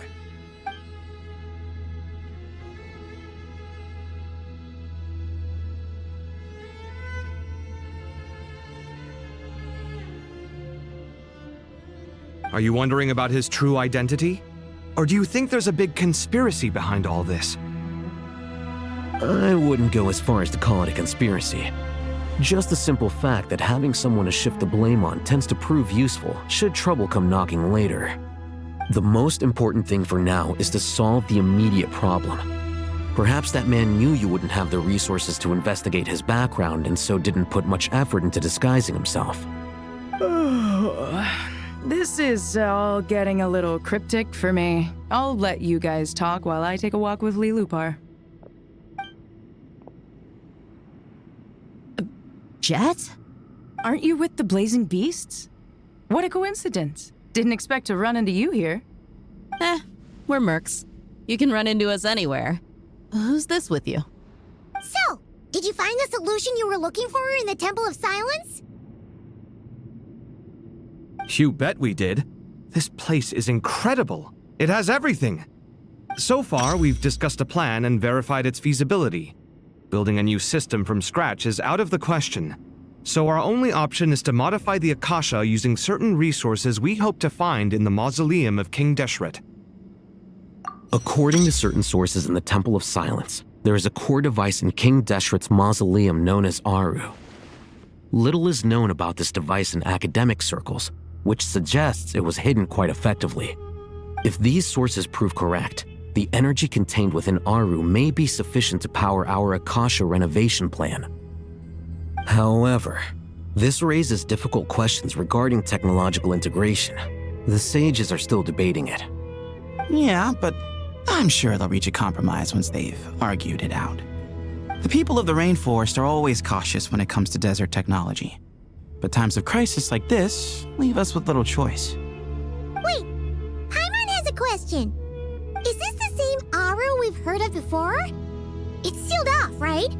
Some sort of prison where the Goat King, Ibis King, and Crocodile King are locked up. Well remembered. Yes, that's exactly right.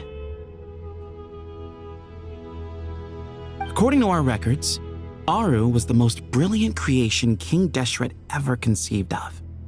Built by divine and mortal artisans working together. It was a miraculous accomplishment, and it lies hidden deep within the king's mausoleum to this day.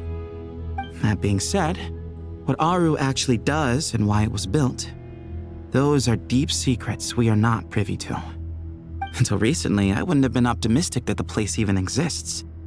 The only reason I'm inclined to believe it now is because we heard it from the Ibis King Thoth himself at his temple. The tale of how the 3 retainers of Al-Akhmar were imprisoned in Aru. Paimon totally gets that. When Paimon first heard about it, she thought it sounded pretty unbelievable too. Do you guys still remember that? The Ibis King told us they were trapped in Aru and that they had to answer 3 questions to get out. I think I remember. What causes our rise and fall? What obliterates love and hate? And what determines truth and falsehood? Those were the 3 questions, right? Yeah. If only Nefer were here. She's dealt with the Ibis King before, so she might know more. Oh, Nefer's a friend we met in Nodcry. Nodcry? Funny. She showed up here earlier. Huh? Yeah. Had another lady with her too. Both said they knew you. They contacted the sages, claiming they might be able to offer some assistance. Really? They came here to help out? Yes, really. It was just before you got back. One of them said she's made Nodcry her home. If she's the person you were talking about, then... Looks like betting on Aru was the right choice. See? They're right over there. Nicole! Nefer! Why, hello! We're here to help.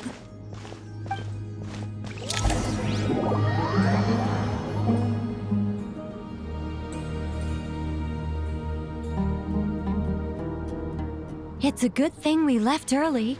We almost got locked out. Locked out? What do you mean? Oh, you haven't heard? An invisible barrier has appeared around Sumeru's borders, cutting off all travel in and out. No one can leave and no one can enter. Sumeru has become a lonely island. Are the Fatui behind this too? Actually, no. This has nothing to do with them. I suspect it's a defense mechanism within Irminsul itself. Irminsul is the source of Tevat's ley lines, after all, and Sumeru is the nation closest to it. I imagine this function was put in place to seal the entire region off in the event of serious damage, preventing the disaster from spreading to the rest of Tevat. It may have been implemented long ago. But doesn't that mean that the people here won't be able to escape to other nations if the anomaly keeps spreading? Currently, that does appear to be the case, which is precisely why I am here. This is a critical moment for the world, and Sumeru is the eye of the storm. Paimon's surprised you managed to convince her to come back to Sumeru. Indeed. Even for someone of my wisdom and eloquence, this tested my skills to the limit. And why should it concern me that Sumeru's in trouble? Surely you don't think I still have feelings for that place? Judging by your tone, I suppose you don't. Sounds like you don't know much about my past. And here I thought you knew everything. All I know is that the Ibis King is the source of your power. He was quite a prominent moon envoy once upon a time, so I do know a thing or two about him. As for your past, I have ways to learn the full story if I wish to. But everyone has secrets they'd rather keep to themselves, wouldn't you say? I'm glad you see it that way, Miss Nicole. I've chosen to call Nodcry home, which is why I did my part in its hour of need. That doesn't mean world savings become a habit with me. I have no particular desire to play hero in Sumeru, thank you. I understand. Human emotions do not appear and disappear without cause. There is always a reason to be found behind both salvation and destruction. Still, if time has taught me anything, it's that human emotions are often complex and in conflict. That's why people change their minds about things all the time. But that's where we angels come in. Our duty ultimately is to guide people towards their deepest, truest desires and help bring them to fruition. So I wish to hear about your past, because I do not believe you are motivated by hatred alone. And if we still arrive at different conclusions in the end, that's okay.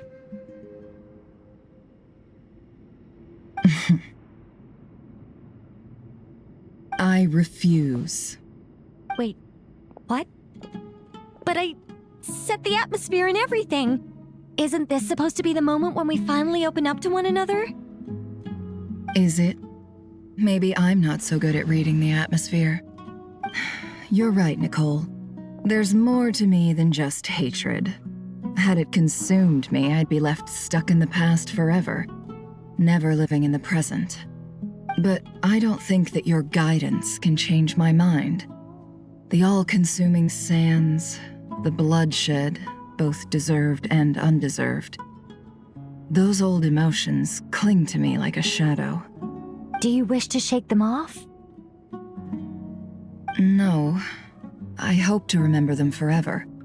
Those emotions and memories shaped me into the person I am today. They'll always be a part of me. In that case, would you like to hear my perspective, at least? Sure. It's not every day you get to hear an angel's opinion. A long, long time ago, when the angels still walked freely upon the earth, I found life tedious. Monotonous work, lukewarm relationships. Things weren't nearly as interesting as they are now. And yet, since the angels' demise, I have found myself missing those days on more than one occasion. Human emotions are often attached to a person, a place, or an object. When those things are gone, the memories quickly fade, and the emotions slip away along with them. If Sumeru were destroyed, both rainforest and desert would be no more. With the object of your hatred wiped from existence, it would not take long for the memories buried deep in your heart to slowly fade. Both love and hate are intense emotions, but they are nothing compared to the void left behind when they disappear. Most sophisticated, Miss Nicole. But anyone focused on the future could only ever applaud the destruction of the things they hate. Still, I'm a special case. Someone once told me that human memory is more selective than a Mora-hungry merchant choosing between customers. We all need a reality check once in a while, so we don't forget the truth. As much as I dislike Sumeru, this is no way for it to perish. All right, you win. I'll help you out a little, but I won't work for free. How much will you need? You're not gonna milk this for all it's worth, are you? What do you think? I'll be upfront with you. I don't have much more on me.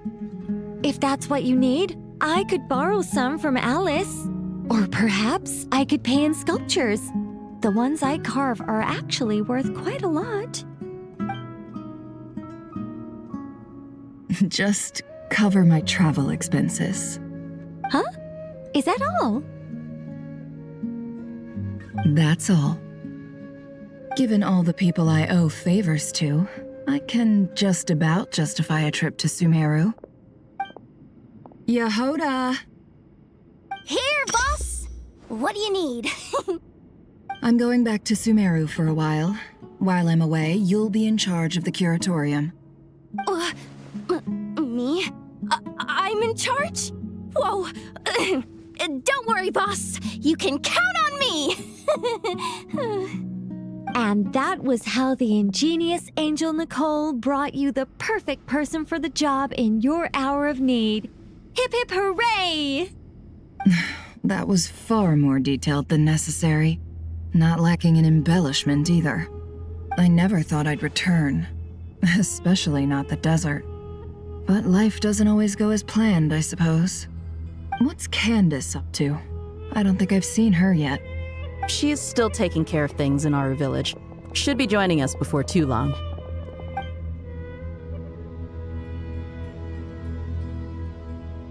Oh, and sorry. Hope we're not interrupting anything.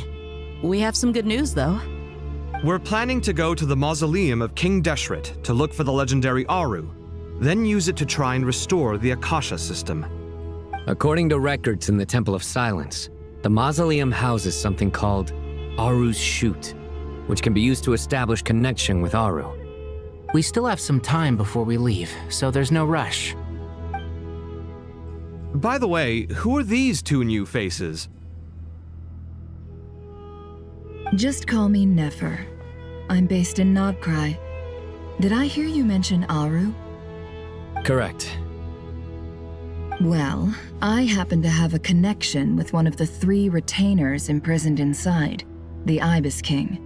I'm here to get things done, so if you don't mind, I think I should come with you. That sounds perfect. Miss Nefer, are you from the desert by any chance? Why do you ask? I don't know. There's a familiar air about you. Plus, you mentioned Candace. Sorry, I don't mean to pry. It was just a random thought. I'm Dia, an eremite mercenary. My work usually keeps me out in the desert. I'm on good terms with Dori, and she's mentioned you all before. It's nice to finally put faces to the names. However, my associate here is probably less well acquainted with you. Why don't you all introduce yourselves? Actually, I'm a little better acquainted than you might think. Huh. Are my eyes playing tricks on me? It looked like you spoke without moving your mouth. Ventriloquism. I have heard tell of it before. What is it, Kale? It's you! You're the voice who's been speaking in my head, aren't you? You encouraged me to report my dreams to the Dendro Archon, and got me to recite that magic prayer. I have many titles, but let's go with the most pertinent one. I am Nicole Rain, an angel who has lived since ancient times. An angel?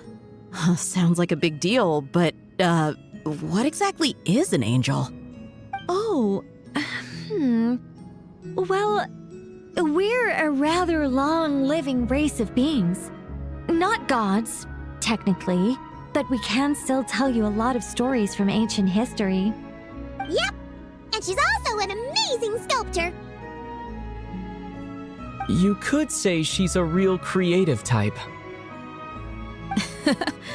Well, ma'am, if both the Traveler and Paimon give you rave reviews, you must be pretty impressive. Oh, please don't call me ma'am. I find it so awkward when people get too formal with me. Just relax and be yourselves. No need to be nervous. Miss Nicole, if it's okay, could I ask you a few questions? Yes, you may. I can see your heart is filled with confusion, and you are desperate for answers. I also know which questions you want to ask me. Why did you dream of Sumeru City in disarray? Why did those verses soothe the Jinn only when recited by you?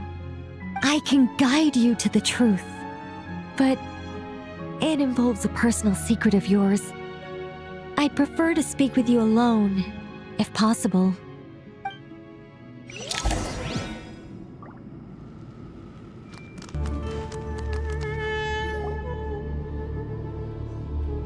I thought we were going to speak alone. This is a lot more people than I was expecting. What's wrong with it? Even the doctors at Dar al-Shifa allow patients to be accompanied by family members. Well, if Kale doesn't mind her secret being revealed, I have no problem with it. Thanks for being so considerate, Miss Nicole. I don't know what secret you mean, but whatever it is, there's no need for me to hide it from my closest friends. Closest friends? It's so nice to hear that. All right. In that case, I'll get right to it. Kale, are you aware that there are god remains inside your body? I am. When I was young, I got sick with Elazar. Nothing could cure it. The Fatui convinced my mom and dad that they could help, and I was sent to an unfamiliar place. There were a lot of other kids just like me there. This creepy guy injected us with some strange medicine, which I heard contained god remains. I can still remember the pain like it was yesterday. But thanks to the friends who've stuck by me all this time, I've gradually been able to overcome those memories. Anyway, so you're saying that what happened to me has something to do with the god remains they injected me with? Yes. Those were the remains of Nabu Malikata, the goddess of flowers. What? Huh. Fascinating. You don't seem surprised like the rest of us. Why? The possibility crossed my mind when Kale recited the Goddess of Flowers song and calmed the Jinn. You made Paimon jump! What are you doing here, Lilupar? I was merely passing through when I heard the name of the Goddess of Flowers. Be assured that I share your surprise. You, with the hat. Are you certain? I sense no trace of the Lord of Flowers within her. Well, it is a very small fragment. Unless special methods are used to manifest its power, even her closest acquaintances would find it near impossible to detect. After the goddess passed away, her remains were scattered across the desert. King Deshret gathered all the pieces he could find and buried them in the Eternal Oasis. But some fragments remained unaccounted for. Eventually, the Fatui must have found a way to track some of them down. Presumably for use in some experiment. It's not an uncommon occurrence. You're more shaken than I thought. In one sense, you've been extraordinarily lucky. So many people who yearn for this kind of power never attain it, yet you have coexisted with her all this time without even realizing it. I don't know what to say. I'm glad that I could help everyone with this power, really. But knowing that a fragment of the Goddess of Flowers is inside my body is... it's a strange feeling. Well, people value their autonomy very highly. Even a well-intentioned intruder can shake one's sense of self. I understand how you feel, Kale. But once you get used to it, you'll find it's nothing to be concerned about. Huh. I guess you, of all people, have a good reason to speak on this. 2 good reasons, in fact. Incidentally, 3 is the maximum number of Hermanubis' Ba fragments that I could bear. Let me guess. Because 2's company, but 3's a crowd? Thanks for helping to explain the joke, Tighnari. Not my intention. Goddess preserve me. I should take my leave. This boy in his wolf's head hat speaks much too differently from the Hermanubis I remember.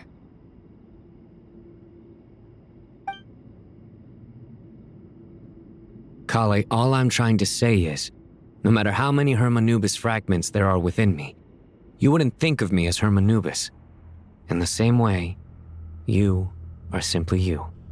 Yeah, I know what you mean. So about that dream I had, was it a warning from the goddess of flowers? Yes. Just like me, she was an angel created by the primordial humans, born with the instinct to guide living beings. Though her body and soul have perished, her essence retains its natural instincts. Even her smallest remaining fragments would do their utmost to send you that warning. The mother of dreams? Lord of flowers and oases? She must have had a premonition. That is why she gave that dream to you. We won't let our efforts go to waste. But I still don't understand. Why me? Yes. Why indeed? You weren't the only one injected with god remains, but only in you have her fragments persisted. I suspect it may be because of the firm will you showed in the face of suffering. She was likely assimilated by that will. Of course, this doesn't mean you have to shoulder any extra responsibility. As this young man said, you are who you are, and that will not change. All right, any further questions from the family members of the patient? If not, we should head to the mausoleum of King Deshret. Let's move out. Time to put our plan into action. We all hope it'll work. But will we really be able to open Aru? And even if all 7 pillars of King Deshret agree to let us proceed, the scale of the work to follow is daunting to say the least. Haven't you handled other big projects before? I mean, the biggest project I've worked on to date is probably the Palace of Alcazarzaray, I guess? But this is orders of magnitude beyond that. It's a total nightmare. Look on the bright side. At least this time you're actually here when Sumeru needs you most. You won't have to come asking me for details after the fact. Mock me all you want. But now that I'm here, things will be resolved far more quickly and smoothly than last time. Kave's self-doubt disappeared in an instant. Like magic. Well, this confidence is most gladdening. Now, go and pack your things. We'll head to the mausoleum as soon as you're ready.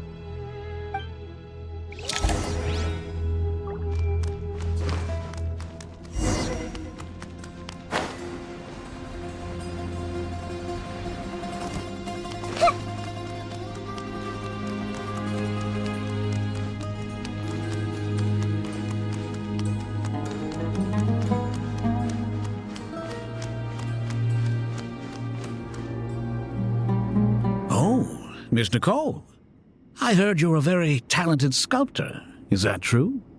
Oh, I don't know. I wouldn't want to blow my own trumpet.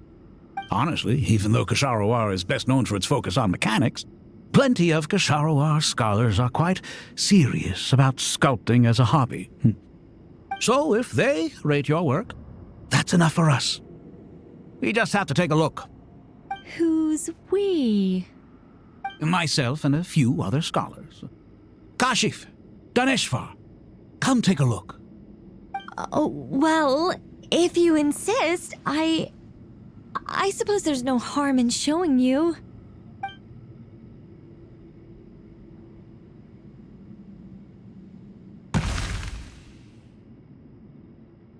Whoa! Where did that come from? Look at the level of detail. It's so lifelike.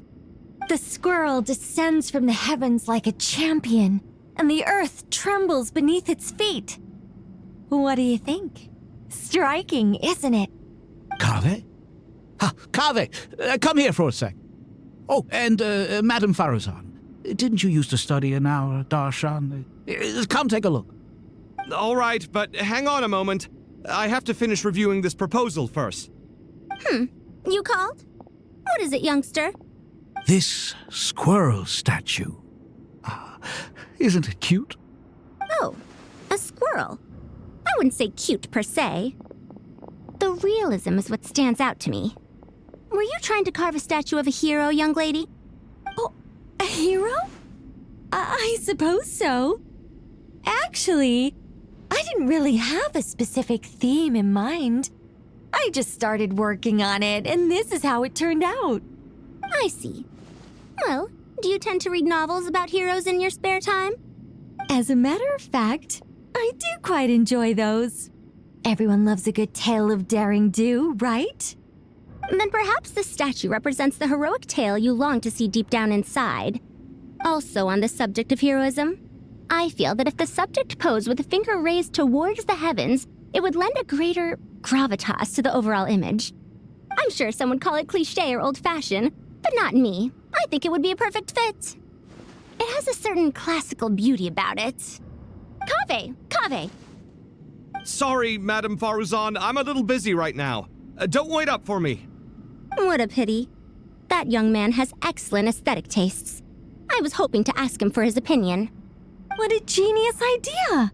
Why didn't I think of that? Classical beauty is a great direction to explore.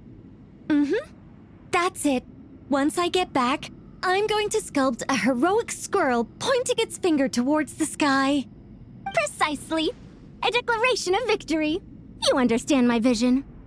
Then place the two statues face to face. Yes! That's exactly what I was thinking. It'll be a masterpiece, Miss... I'm sorry, I didn't catch your name. Just call me Nicole. Madame Faruzan? Was it? What? No. That wouldn't be right. Why ever not? Madam is a state of mind cultivated from within. Anyone may call me Madam if they so desire. My dear Miss Nicole, once we make it through these trying times, should we have the pleasure of meeting again, I shall look forward to seeing your new work. In this day of age, it's rare to find people with an appreciation for classical aesthetics. Meeting you was truly a pleasant surprise. Honestly, I feel the same way. It's been a long time since I met anyone interested in this style of statue. Clearly, they don't call you Madam for nothing. Also, I have to say, you're a very good judge of character.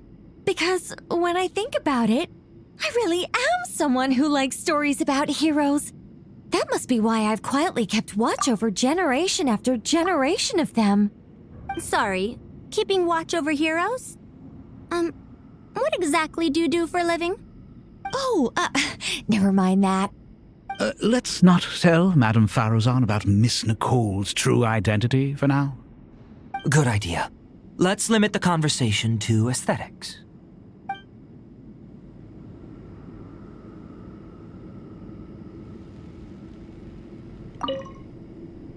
Let's not tell Madame Faruzan about Miss Nicole's true identity for now.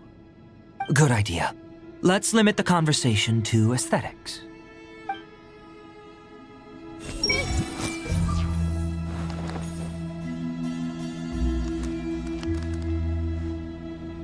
Everyone hold hands!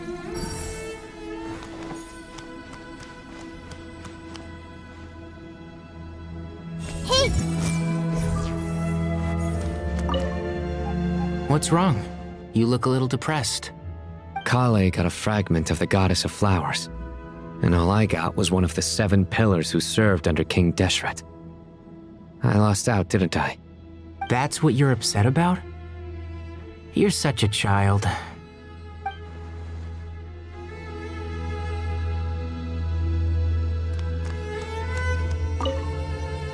Oh, so many books. More than I could ever read in my life. But I've learned a lot that the textbooks could never teach me. I never realized that people in the distant past thought about some of the same questions we ponder today.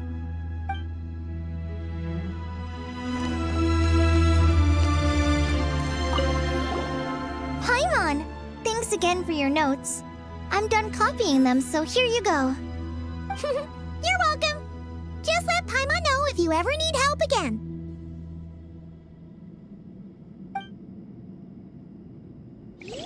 Everyone hold hands.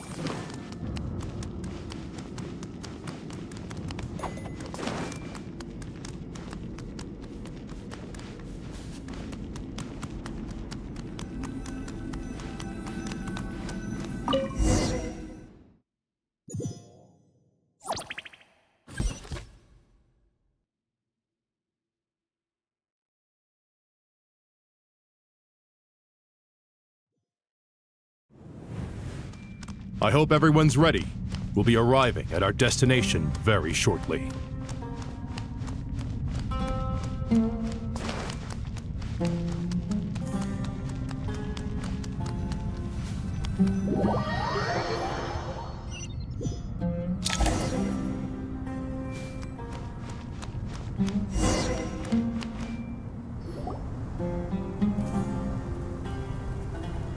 Why, we've not seen so many visitors ever, really.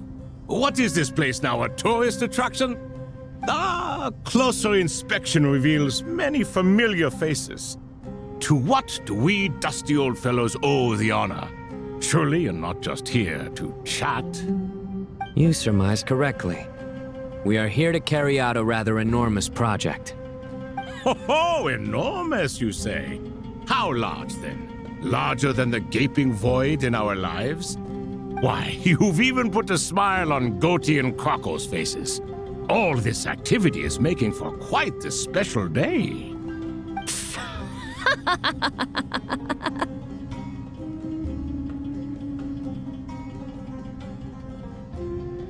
I know that laugh.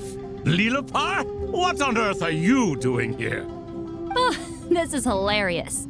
Turns out good things really do come to those who wait, as long as you stay alive long enough. When did you three get locked up in here? And still you act all high and mighty, putting on a show for the younglings. Truly hysterical. Why, you... Yes, I know, no need to shout. You're right, Lilipar. Goatee, Crocco, and I all have the same problem. But didn't King Deshret seal you away? How did you break free, and how did you get in here? Who knows? Perhaps you can ask my master one day, should you ever get the chance. Behold, the executioners of old. Some have turned into fragments residing in human bodies, and others are imprisoned eternally, leaving not a single shard behind. It's almost tragic, watching lowly prisoners like you act all self-important. Curiosity gnaws at you, doesn't it? Your interest in the outside world threatens to burst you at the seams. I'm starting to take a liking to this magic bottle lady. Time is of the essence. Let's get down to business. We come to you, O three ancient lords, to request your assistance on behalf of the Academia. If we can help you regain your freedom, then please consider lending us your aid. As for precisely what we need your help with, it's a long story. So, to demonstrate our sincerity, we are prepared to first resolve the problems that plague the three of you. All right, stop arguing, Crocco. And Goatee, don't you start. What's the harm in letting her speak? It's not worth getting so angry about. Forget about her. The three questions are the crucial thing here. But do you really have a way to answer them? You once answered the final question, Nefer, but the seal did not open. Unless, with the passage of time, you have found a new answer? You could say so. When you first asked me what determines truth and falsehood, my answer was a liar's soul. Liars are the best at seeing through the falsehoods of the world. But if you want them to tell you the truth, you have to reach their soul. I think that makes sense. I found it quite compelling myself, and I told Nefer so. Unfortunately, it brought us no closer to liberation. Well, that's simply because it was my answer, not the one King Deshret was looking for. Can you guess which answer Al-Ahmar wanted then? Time. And that's not only the answer to the final question, it's the answer to all three of them. All things wax and wane with the passage of time. Love and hate eventually fade into nothing. Current affairs are always fraught with conflict and controversy. Only time can distinguish between right and wrong. You once described King Deshret as a proud man. I'd say that the prouder someone is, the more inclined they are to believe that only time is qualified to be their judge. Time. Well. Indeed. perhaps in building Aru, our king was in fact attempting to reverse time, to bring love and hate, right and wrong, the rise and fall of all things back to their point of origin.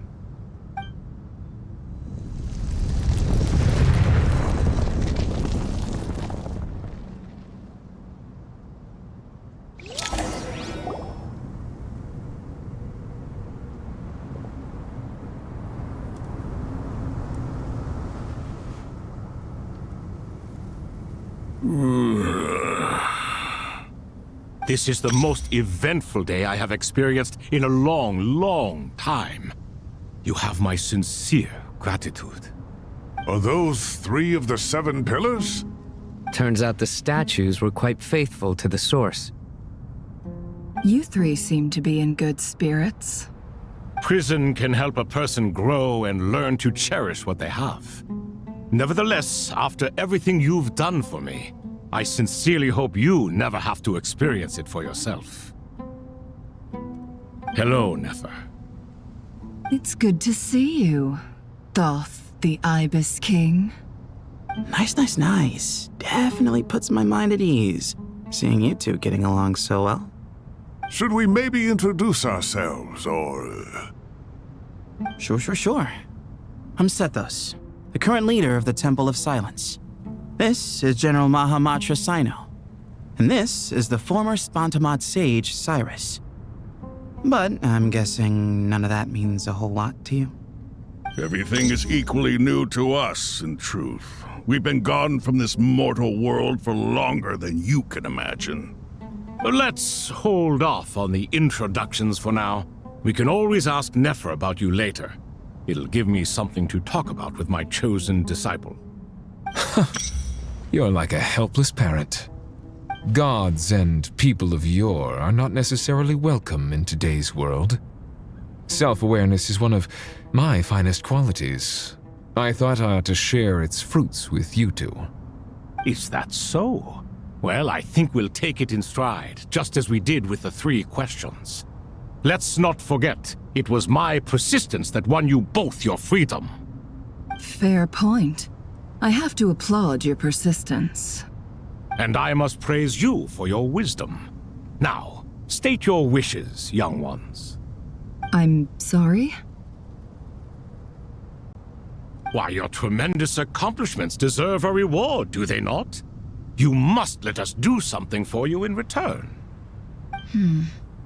General Mahamatra, what do you think? I won't beat around the bush. Sumeru is facing a crisis the likes of which have never been seen before, and we need your help. Every calamity throughout the ages has been connected to us in one way or another, whether we were its cause or consequence. Whatever is wrong with Irminsul, it severely affected the Dendro Archon. She fell into a coma and is currently receiving treatment from the Dendro Dragon. The Dendro Dragon? I'm sorry, the Dendro Dragon is helping to heal the Dendro Archon? Not a pep, surely. Not vicious, cruel a pep who possesses no virtues aside from her basic instincts. Ah, good heavens. I shudder to think what could have caused Lesser Lord Kusanali to suffer such a plight. Still, why would the Dendro Dragon lend you her aid? She has always held nothing but contempt for the Archons. I suppose she and Kusanali must have some history. You can help us make history too. A smooth talker. Well said, lad. Currently, no one can connect to Irminsul. We hope that by opening up Aru and making some modifications to it, we can use its technology to our advantage. Unfortunately, Aru is an imperfect creation. King Deshret never managed to realize his full vision before his death. Much remains to be done if it is to be pitted against Irminsul itself. Besides, I hear your reasons, but to give Aru up over such would be... The archaeological records clearly indicate that although Aru's construction took a long time, it was not beyond human means to achieve. Modern technology should solve the efficiency issues. We have no choice but to go all in on this. This is by no means a threat. But the only reason we helped you escape from Aru was to gain the necessary leverage to negotiate with you. You asked us to state our wishes, and we have. Each one of us here needs your help, as do all the thousands of people living in Sumeru. They need you, and they need Aru. What do we think, my fellow old fogies? Shall we lend our support or not? Since you ask so nicely, naturally. Naturally what? Are you for or against? I simply mean we shall do what comes naturally. You claim that you wish to open Aru. Know you then that the golden slumber created by King Deshret is preserved within? We do. We understand the risks involved. In all likelihood, the mortal world will never again be able to replicate King Deshret's work. Never will there be another chance to come so close to creating a utopia. Knowing this, are you sure of your decision? We are sure. Before people can dream, they must first live. If your minds are made up, very well.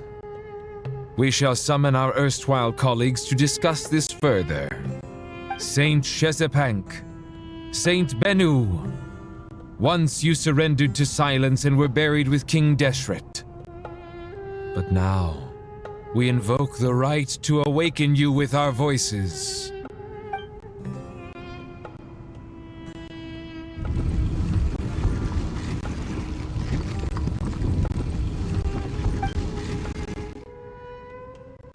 Saint Bennu, responding to your call.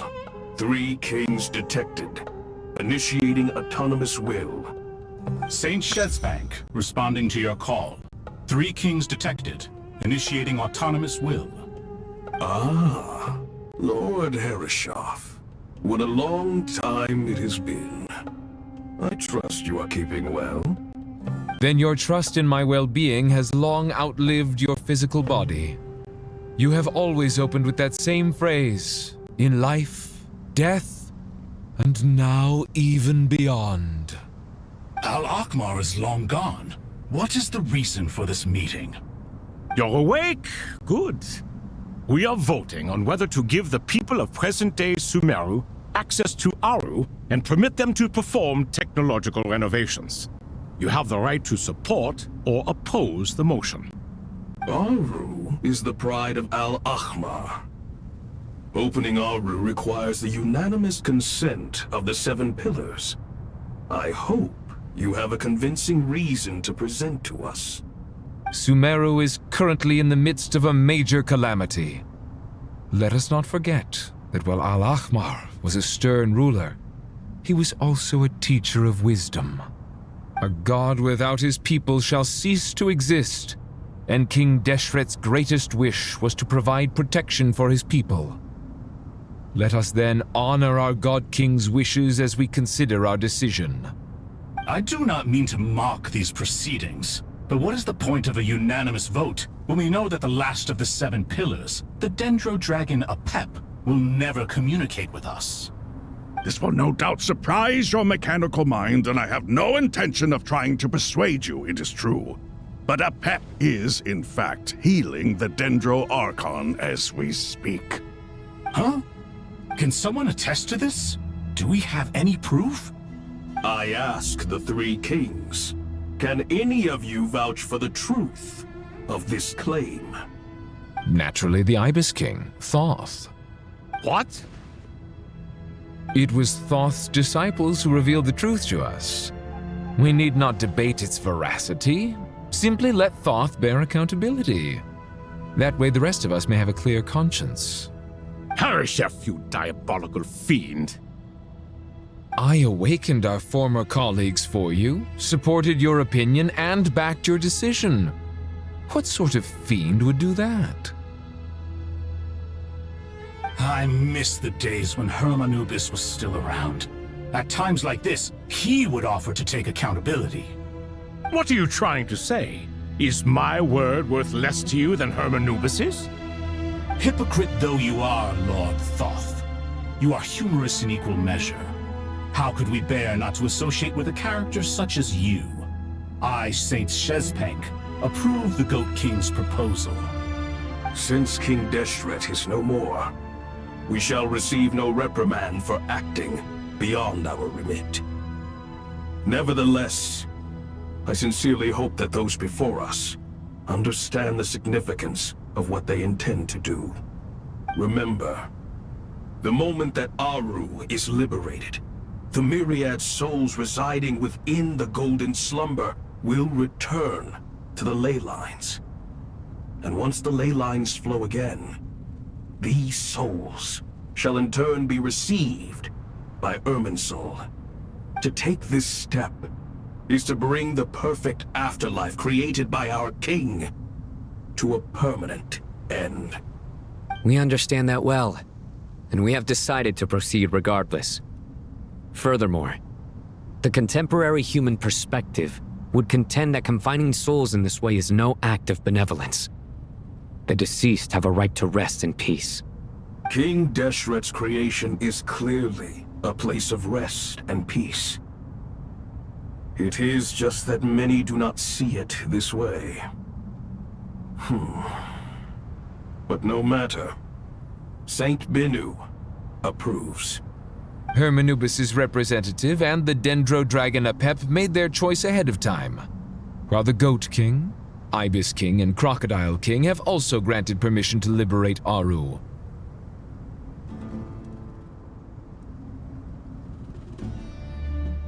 By the grace of His Majesty, guided by His wisdom and will, let the gates of Aru be reopened.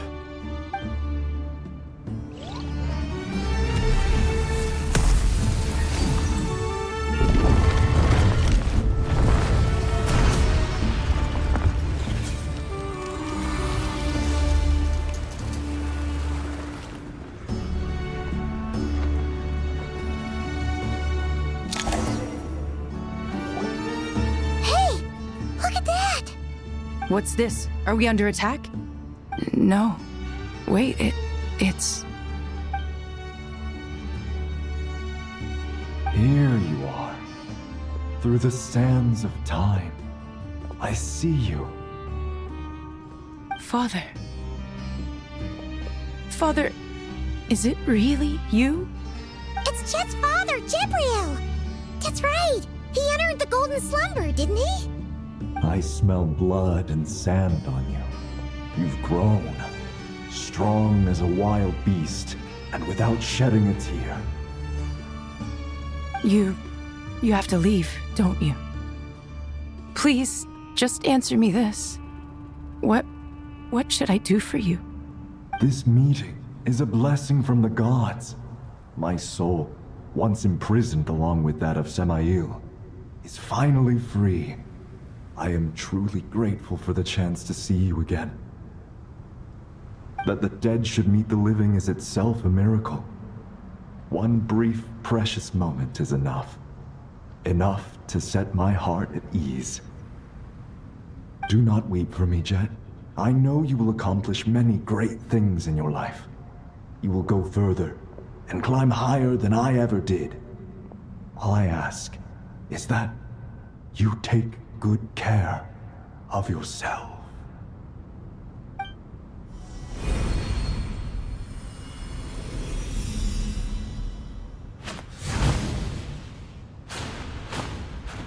Father! Father! Father. Hey, Jet. Do you want something to eat? Maybe it'll help you feel better. I'm fine. Thanks, Paimon. It was just a little sudden.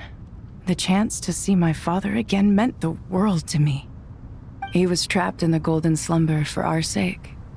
And now, after all this time, he can finally rest in peace. I'm glad. It's a huge relief. You've grown strong, Jet. More than enough to fend for yourself. Yeah. I'll leave the past in my memory where it belongs. My family, the good times and the bad. Goodbye, Father.